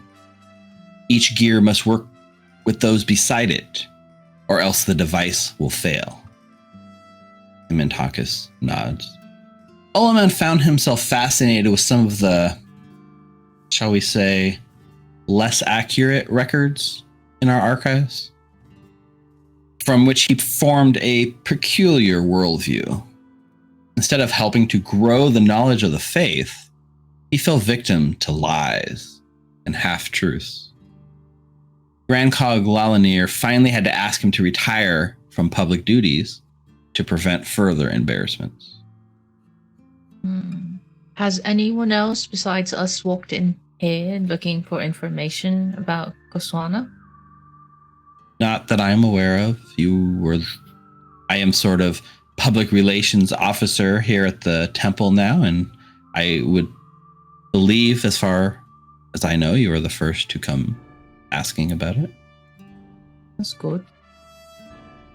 Am I to understand that he might have been involved in some unauthorized flight patterns?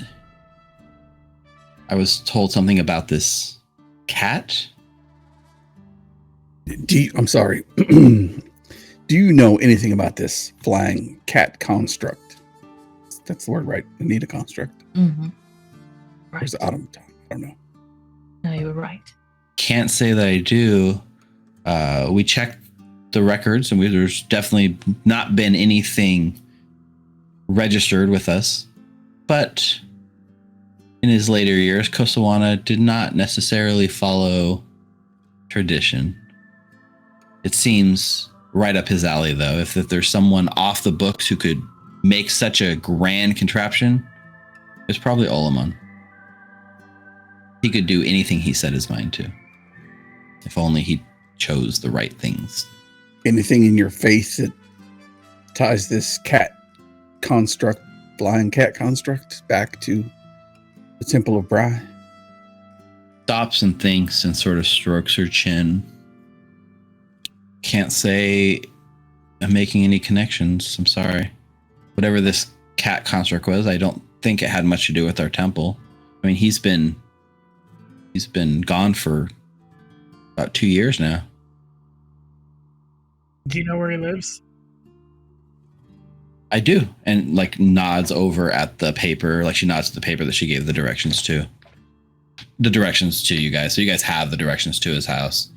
And just says like, we haven't kept on with his going-ons in quite some time. I mean, in accordance with regulation 1452, Koswana is no longer associated with our temple.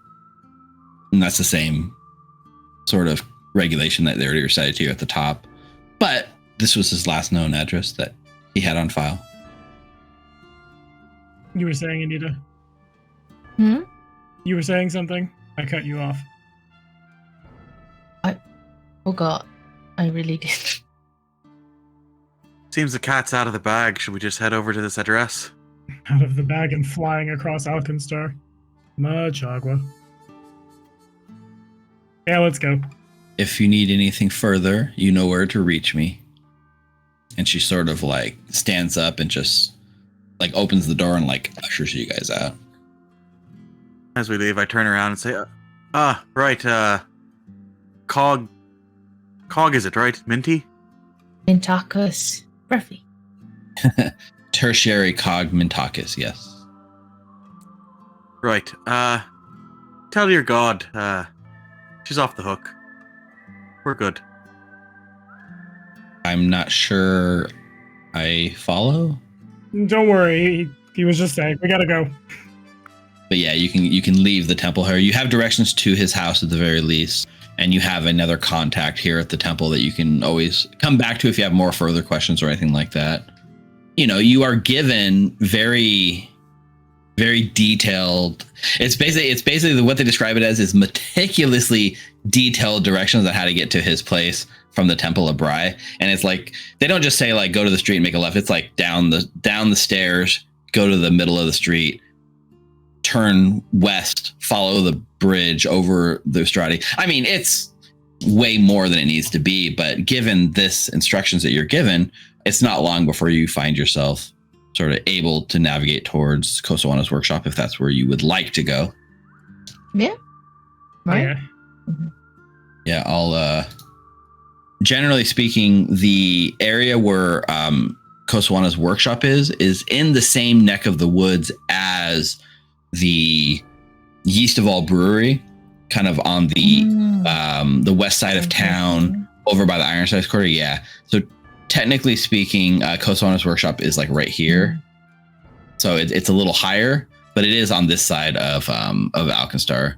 And so you sort of follow this bendy road around, not far from Bottleneck Bridge, as a matter of habit. In fact, you need to cross Bottleneck Bridge to even get to Kosawana's workshop, which is where we had our showdown weeks ago.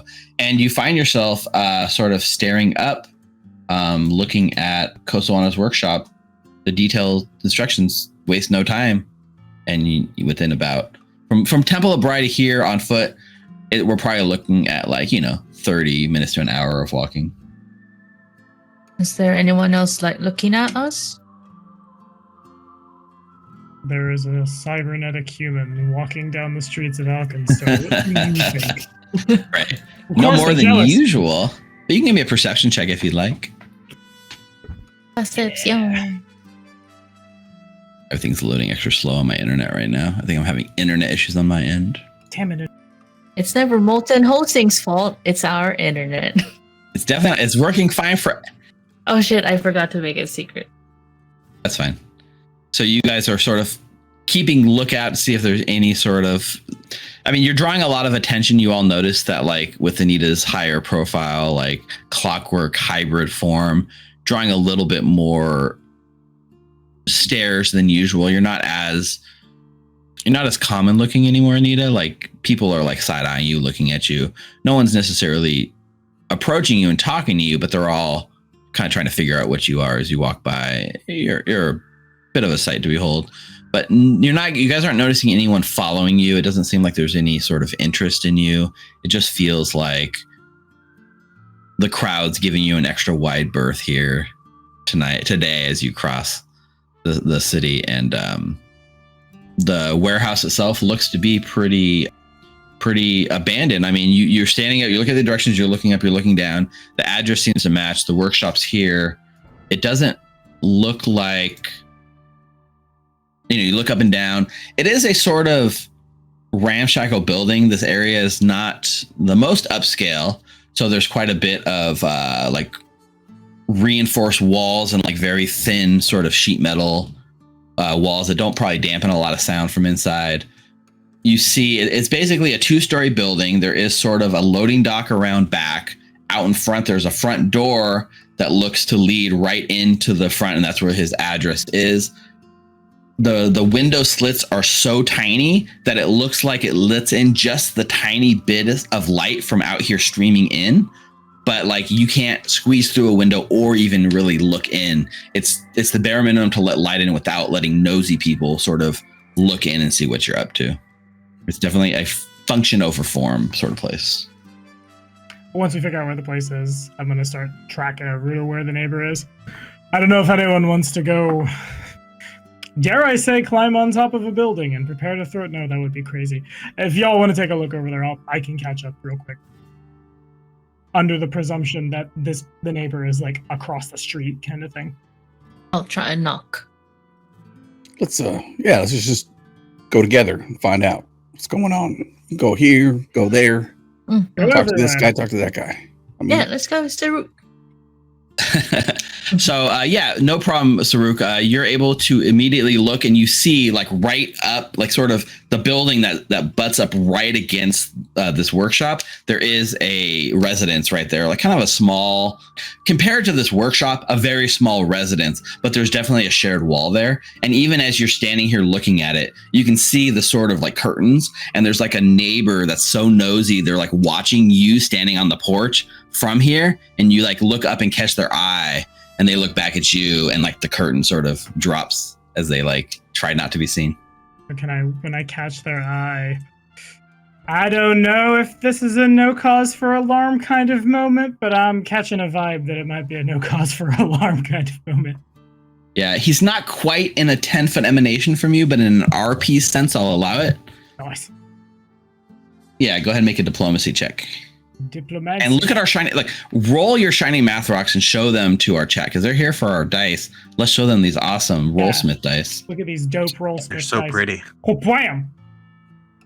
See, look how fucking pretty that was. Wasn't that great? Take that shit off my hands.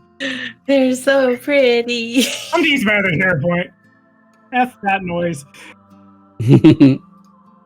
Yeah, so you don't get a success or a critical success. I think maybe you try to disarm the situation with your diplomacy. It doesn't seem to work. You can just see the panic still in his eyes. I don't know if panic's the right word, but like definitely this nosy neighbor is very, very alarmed at what you're doing here. Look at all them pretty dice. A 25 doesn't change it. Oh, a 25. I think a 25. So you spend a hero point, no problem. So you spend a hero point, you reroll 25. I think the last minute, like you see the curtains close, and then very slowly you see the curtain pull back as this older man is like looking at you, less afraid, less startled, but the look on your face lets him know. He gets the feeling like you're not here to harm him or do anything bad, and he sort of like looks at you and doesn't smile, but just gives like a slight like nod and almost like a head gesture towards his door. I'm go walking up. He opens the door, and you can see he opens it just enough. There's like a chain deadbolt lock that still holds it, and he opens the door so you can just see his face sort of through the crack as he holds the door and just suspiciously looks at you. Y'all here for the deafening foolery? Yeah, something like that. Anything you could tell us would be helpful. 5 minutes, we'll be out of your hair. Yeah, so my neighbor's been at it for weeks. Explosives, booms, all night, all day. Can't even get sleep, scaring away my customers. And I've been filing complaints with the shield marshals for weeks. He spits on the ground. Nothing gets done under that Deputy Loveless, I tell ya. Preach. When was the last time you saw him? Is he there now? Saw him last night, matter of fact. You gonna make it worth my while? He like kind of grins. You can see he doesn't fully trust you, and he's kind of like, I guess he would just ask you right, like, how do I know you're not one of them corrupt shield marshals? Do I look like a corrupt shield marshal? Kinda. What? Come on. Here, you know what? I mean, he's right now in an unfriendly state with you, essentially, mechanically speaking. Of course. So then here's that make an impression. So you can have a little bit of conversation and try to make an impression on him. I think I'm going to flavor text what I say based on the result of the roll. I like that. All right. 19. It's going to be a success. Here's how we'll make it worth your while. We're going to go in there. We're going to find the person who's making a bunch of noise, and we're going to have some words with them, and no more noise. Does that sound like something corrupt shield marshals would do? No, they wouldn't show up at all. If they did, they would something, try to make their own money out of it and then leave, and the problem repeats itself, waves generally at the district, on and on evermore. Ain't that the truth? Indeed. Yeah, you're definitely not a shield marshal. He like closes the door and you hear like the thing like unbolt and he opens his door fully, still kind of standing in the doorway with you, but he's kind of, you feel him like warming up to you a little bit. You've improved to indifferent from unfriendly. What is your name, by the way? I don't think I caught it. Riggs. Wenrick Riggs. Saruk extends arm. Reaches out, shakes your hand. Yeah, he like scratches the back of his head and he's kind of like, I mean, I saw him chased away yesterday by some ne'er-do-wells, but I don't remember much about who they were, but it was last night. I heard the gunshots first, peered out my window and saw him make his flee on some sort of device. I don't know. Hasn't come back since. Haven't heard anything since. All's been quiet. But I knew he's been up to no good. He's been up to something over there. Looks over to Halbert. I was just curious if he made his escape out the back window. He nods and he says, I got a window in the back, overlooks his loading dock. Strange deliveries sometimes. Big things in, out. He stops and considers you and considers the situation. Well, about all I can remember right now. And you see him sort of like licking his lips and like he's kind of idly like fumbling with his like coin purse. All right. I see where you're going with this. He wants something, or at least he needs to be made more friendly before he'll divulge more information. I reach down to my coin purse. On second thought, money only goes so far. I have some friends in the district, and I stop by their place every so often, and we have a big get-together. Bunch of food, bunch of alcohol, bunch of good times. I could, make sure you were there next time one happens. Take the edge off. Why don't you make another make an impression roll? If I fumble canonically, he knows the meat will kill him. While Saruk's doing this, Hal's going to dig into his purse and hand him a gold piece. You see him like kind of like teetering on the edge a little bit, and then as you hand him like the gold piece, it kind of like improves the situation a bit, and he smiles and nods. You might have just jogged my memory a bit, and I might take you up on that offer. Maybe me and some of my union friends can come by sometime. Absolutely. Be great. I'll tell you what I saw. Pockets the gold. Leans against the doorway. Kind of comes out on the porch and leans very casually, like his body language has changed. I saw several bandits dressed in black and gold passing by my office window. Stopped at Kosawana's door.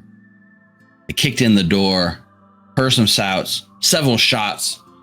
Sounds like a scuffle. I peered out the window, but couldn't see inside his workshop. He's secretive what he's doing over there. I can't, you never trust somebody who hides what they're doing, Seems weird. Like, why would you hide what you're doing from your neighbors? Anyhow, she waves it off. Like, moments later, I heard more shots. Look out the back window. Saw Kosawana burst from his loading dock on a flying cat made of brass and gold. The bandits ran after the inventor and fired their guns at him, but Kosawana flew far out of sight. One of them, like a little foul-mouthed halfling, just berated the other four for their failures. Kind of I don't know if it's correct to say it, but he's kind of a dick. Oh, kind of a dick. I know the guy. You do know him. Looks over to Reffy. Bit of a mustache. Lots of rings. Right. Furry feet. Blue pinstripe suit. Yay tall. Guy's a piece of work. Did he say anything while he was berating them bandits in black and gold? Did he say anything specifically that you can remember? Hal reaches into his coin purse and lets the coins click clack together. Click clack. +2 status bonus for click clack.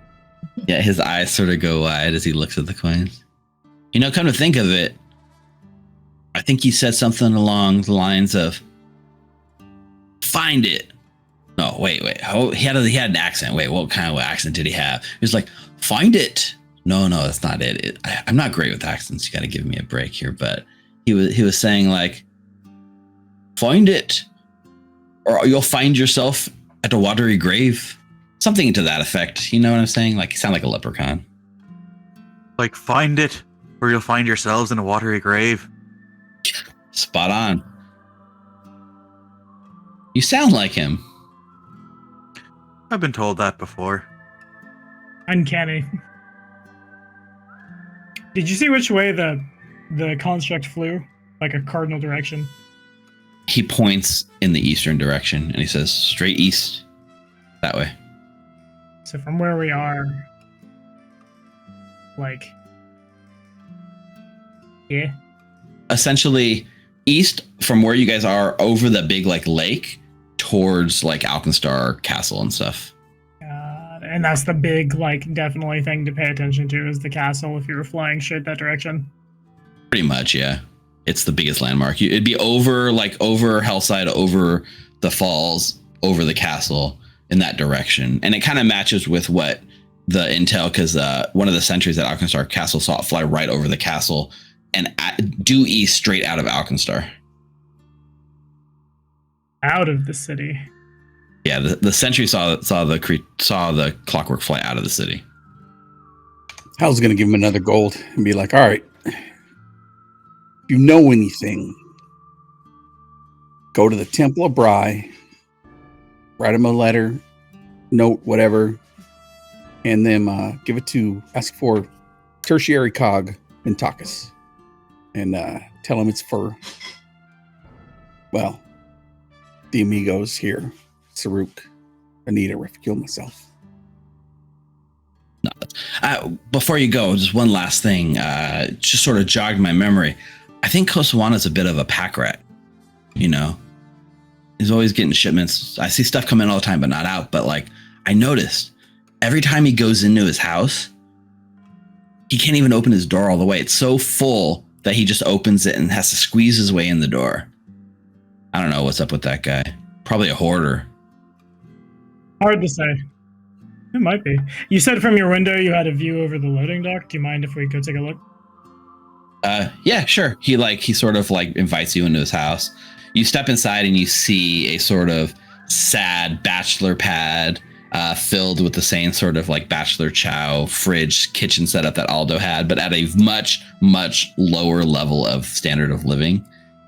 And he's got curtains kind of over his back room, and he throws open the curtains and you get a nice view of the lake sort of behind here, and you can see a sort of loading dock, and it looks like there's a road that leads to the back of Kosawana's warehouse, and it has a sort of raised off the ground, maybe like 3 feet wooden platform that would like line up perfect with like a cart kind of pulling up and backing into it where stuff can be loaded in, and it's sort of covered by this like sheet metal sort of covering with these like half rotten wooden poles like propping it up that lead to like the second story sort of flat rooftop of the building. And you just can kind of see from this kind of awkward angle that it just appears to be like a pretty normal looking loading dock. Nothing's on it right now. And some of the wood appears to be like a little splintered and like fresh, like one of the pillars looks freshly sort of caved in a little bit. Thanks. I just wanted to see if anything stood out. You think we can get in from there? I mean, it's already maybe. open. This is objectively true. Instead of having to squeeze in through the front door. It saves the hell out of opening a door and having too many boxes fall on our heads. I'm not sure how we can get Wyvern to squeeze in through the door, or you for that matter. We'll figure it out. But yeah, I mean, with him showing you the loading dock, you now know that you have a second way into this house, which is through the back loading dock instead of through the front door. Either way. So Is that the way you guys would like to go? That's what I recommend. We should go that way. Yeah. I don't want to squeeze. Thank you very much, friend. He thanks for the coin. Jingles his coins. As we head out, I'm gonna go through my backpack and pull the cowboy bobblehead that I stole from the bank all those months ago, and then just leave it. So here's the thing. You pull the cowboy bobblehead you stole from the bank all those first session ago, and you look at it and you realize now it's like a person riding a bull with a bobblehead, and on the bottom it literally says Longhorn Lounge on it. Now that's ironic, isn't it? Uh-huh. You just didn't notice all this time. You never looked too close at it. No. What the fuck? I look at the bobblehead. He's riding it the wrong way. Nah, he's just behind the times. It's not his fault. You actually give it to the guy though? Yeah. Now there's just a little bit more color here in your office. Shakes it. It bobbles a bit. You can see him smile. Looks up. One more thing, friend. Oh, did that happen in the factories? I've seen this before. Which one? Oh, this? The body? I've seen these sort of things, but this is beyond anything I've ever seen. This is amazing work. And don't you know, this is the Clockwork Cowboy. Haven't you heard? I have not. And well, now you have. Yeehaw. Did your employer pay for that? Because, we're working on employee rights here in the city such that any injuries incurred on the job should be covered by your employer's healthcare plan. I got some literature around here for you. 1 second. Oh, sorry. I have to oil my joints. I walk out. You don't need to give us the literature. We're on the same page. And yeah, no, the employer paid very well. Very well. One more thing, friend. And I'm looking at him hard. You might have heard about the Clockwork Cowboy now. But you haven't seen her. And you haven't seen us. Never ever. Make a coercion check with intimidation. Here I go, cluing in, Reffy. Here's a goal, friend, just in case.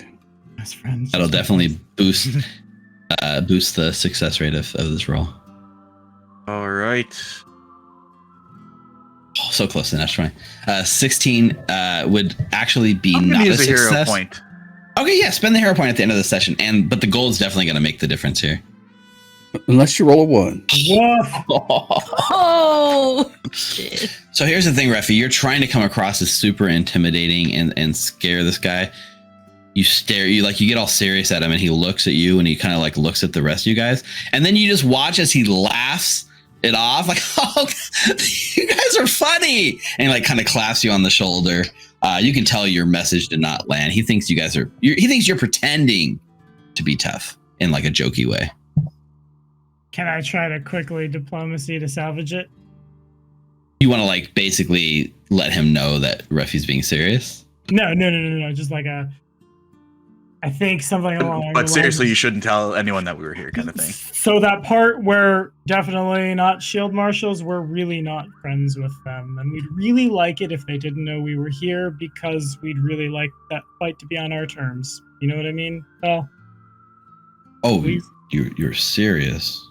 Yeah. And here I thought we were friends. Reffy we're working on it.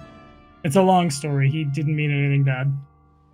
We are friends. We're going to go next door and make sure that we take care of the noises. And we're going to give you one more of these right here. Yes, great. He takes another call. He's like, look, you've bought my silence, but get the fuck out of my house. Yes, sir. True one. As soon as the door closes, Reffy, kind words first. Door closes. Latches Also, go across. I wasn't trying to be that. I was just trying to let him know that he shouldn't tell people that we were here. Say please. Also, does black and yellow mean anything to you? Yeah, does black and yellow uniforms mean anything? Oh, make a criminal lore. Some of you guys have underworld lore. Alkenstar lore. Alkenstar lore qualifies. Criminal lore is a better one with a lower DC, but Alkenstar lore is definitely applicable. I'm not gonna. You know roll what this. it I'm is. wondering if Black Reffy just and yellow. reach out and grab this. God Black damn and it. yellow. Black and yellow. The 2000s are over. Go back to saying sheesh. Oh god, stop saying sheesh. Go back to the 2000s. Hal comes up short with your lock. Like nothing. The black and gold. It's not registering me anything with you. Reficule, you're thinking on it, and you're hoping that it's not true, right? This is just a potential thing, but there is a rough and tumble gang in the streets that are more of a myth and a legend than an actual thing. Like you've never seen them, in your experience with Muglin, you've never actually seen them in action, but Muglin's name dropped them a few times. That is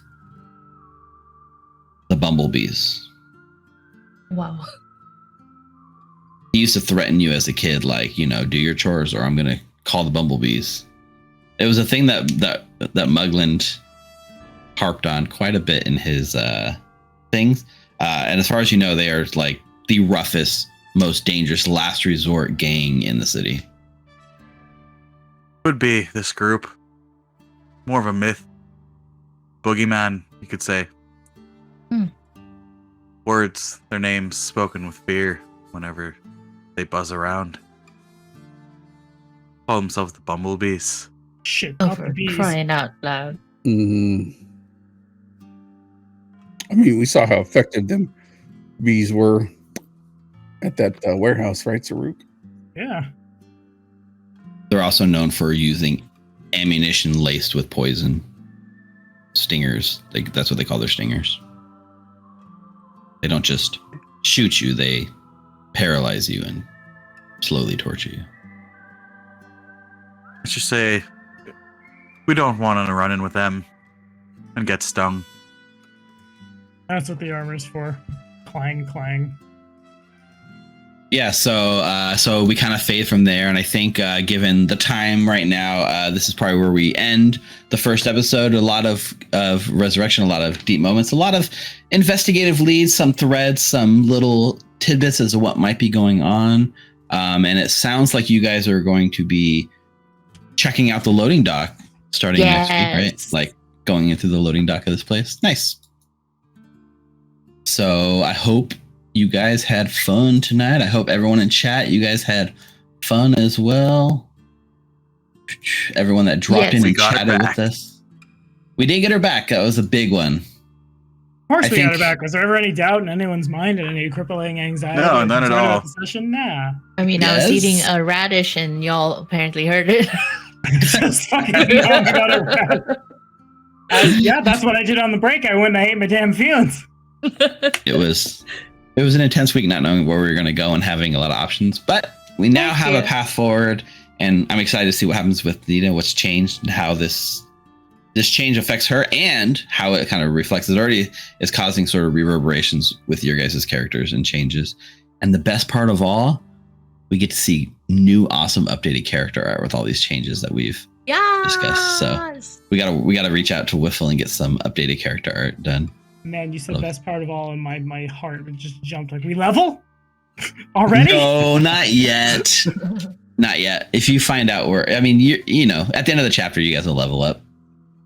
But at least that's going to do it for us this week in Alkenstar. Big thanks to Nina, Richard, Ricardo, Tommy for playing with me, for having a fun session, for kicking off this Cradle of Quartz and seeing what's all. It's been a really fun session. I was extra stressed prepping for this week's session. Just this is all I could focus on all week. So now, like, the fact that this is like off my shoulders, I can breathe a little bit. And now you did great. Dive headfirst into all the lore and stuff we gotta be ready for, because there's a lot. But before we go anywhere, I need to give a huge shout to all our patrons who support us on Patreon. Give us a look at patreon.com/recallknowledge. You can get behind the scenes looks at some of our upcoming content, early releases of episodes before they hit YouTube. You can watch the entirety of Bastion that has not yet aired on YouTube. You get access to all of Rick's awesome map packs. We just released a map pack last week. We got a map pack coming out at the first week of next month with some cool Alkenstar maps. Some maps that'll work well in your Alkenstar games. And honestly, your support just goes a long way into making it all possible. So let's give a quick shout out to our patrons on our new Patreon screen. Ooh, look at that. Ooh. Let's see.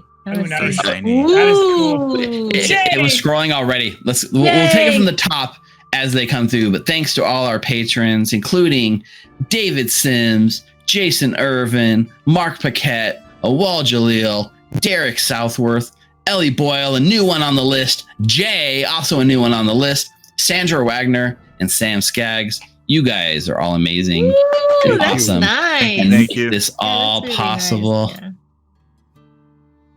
David Sims, I Jason. like oh, the never mind. texture in the back. You're That's really really good. cool. Big shout out to everyone that hung out in chat. Phenomenally CJ with the 18-month resub. We had there's people that aren't here anymore, but we had a lot of people in chat. Like I watched Twitch. We had the raid from, what was it, Lucia Crest. Lucia Crest. Lucia, Lucia. That's a hard one to call. Mecca Maya joining us live for the first time, although she is one of the patrons that is the new patron on our list, but joining us and watching live on Twitch for the first time is awesome. And all the other first time chatters for tonight. I saw one Unliving Luke. He's on. Yep, you guys are all awesome. Thanks for tuning in and watching our new series, and I hope you guys are excited for book 2/season 2 as well, coming into this book to see where we go and what this Cradle of Quartz is all about. Big thanks. Can't forget our sponsor for the night, Molten Hosting. I'm willing to believe they're hot hosting. because they brought my friend back. Yep, that's true. They are solely responsible for the bringing back of Anita. Mike from Molten Hosting messaged me and said, you have to make it happen. So There it is. check them out, moltenhosting.com, and use that referral code Recall Knowledge. One One word. Word. And you get your first month for free at checkout. Any other shout outs you guys want to give before we sign off? Shout out to Steve. Yeah, for fucking. Oh, real. I'll take a Holy shout out. shit. Awesome. You Thank you. absolutely killed it. So a bunch of things that are going on my end. For one, I think I probably should say more. Hi, my name is Tommy. I'm with Black Dragon Gaming. I do a bunch of videos on the internet, and I run really cool, really well-run games. And I'm going to copy this, and I'm going to paste a link to my Discord, where if anybody wants to come hang out, wants to come play cool games with cool people, we would love to have you. And I have a billion openings in 1E and 2E games right now, but it gets better. I got a really cool message during the middle of the resurrection scene. They're like, oh, why is James from Eldritch Osiris messaging me? And so they're doing this thing called Monstrous Beasts, A Guide to Friend Them. It's a book which is like nature-themed archetypes, new monstrous companions, so on and so forth. It was in a Kickstarter. Your boy was a stretch goal. That stretch goal has been reached. So I'm going to be writing, I don't even know what, so much stuff, a bunch of new monsters, new animal companions, maybe other things for them. And here is a link if y'all would like to sign up for the email updates on the Kickstarter.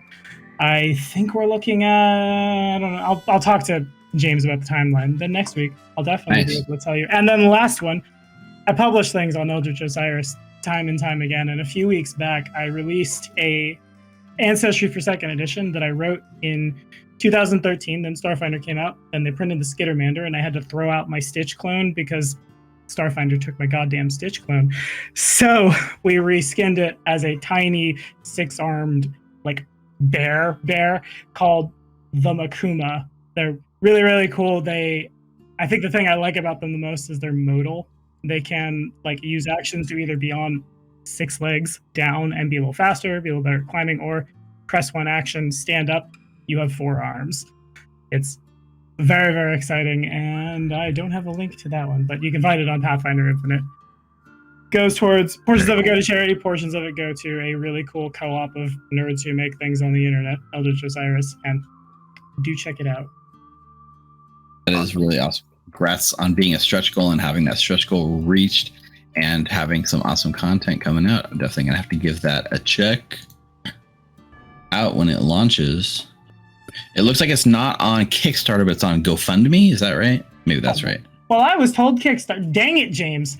Here I go, saying things on the internet for you. I was trying to search for it so I could find the link, but maybe I'm wrong. I'll click this button and see where this link I wildly threw into Twitch takes me. Backer kit is what it is. Kickstarter is the phrase that we've all been saying since Okay, maybe it's Kickstarter. Somewhere crowd supported. There's the link. Yeah. Oh, God. Congratulations, Tommy, on that. And you guys should all definitely go check it out. Don't support Jordan for Peterson. sure. I didn't fucking know. Support Tommy. You were Tommy's in bliss, Tommy. and we've ruined your worldview, and I'm sorry. I'm like, how did I not know that? I'm like, who is this? Who is this man's? Hang on. Have to figure out who they're making me plug. What the fuck? Any other outros, guys? Follow me. As always, thank you guys for everybody brought their goddamn A game today. We're good about bringing our A game, right? You guys are. Awesome. You fucking are, and I appreciate it a lot. Including A Chipmunk game. Richard. Woo! Chipmunk Richard is the familiar that we all love, but don't ever look at on camera. He's shy. So we're going to be back with an episode next Wednesday, October 26th at 7 p.m. Pacific to continue our investigation into the Cradle of Quartz and into Olamon Kosawana himself and find out exactly what's going on here. So come back, join us for the next episode of our investigation. Until then,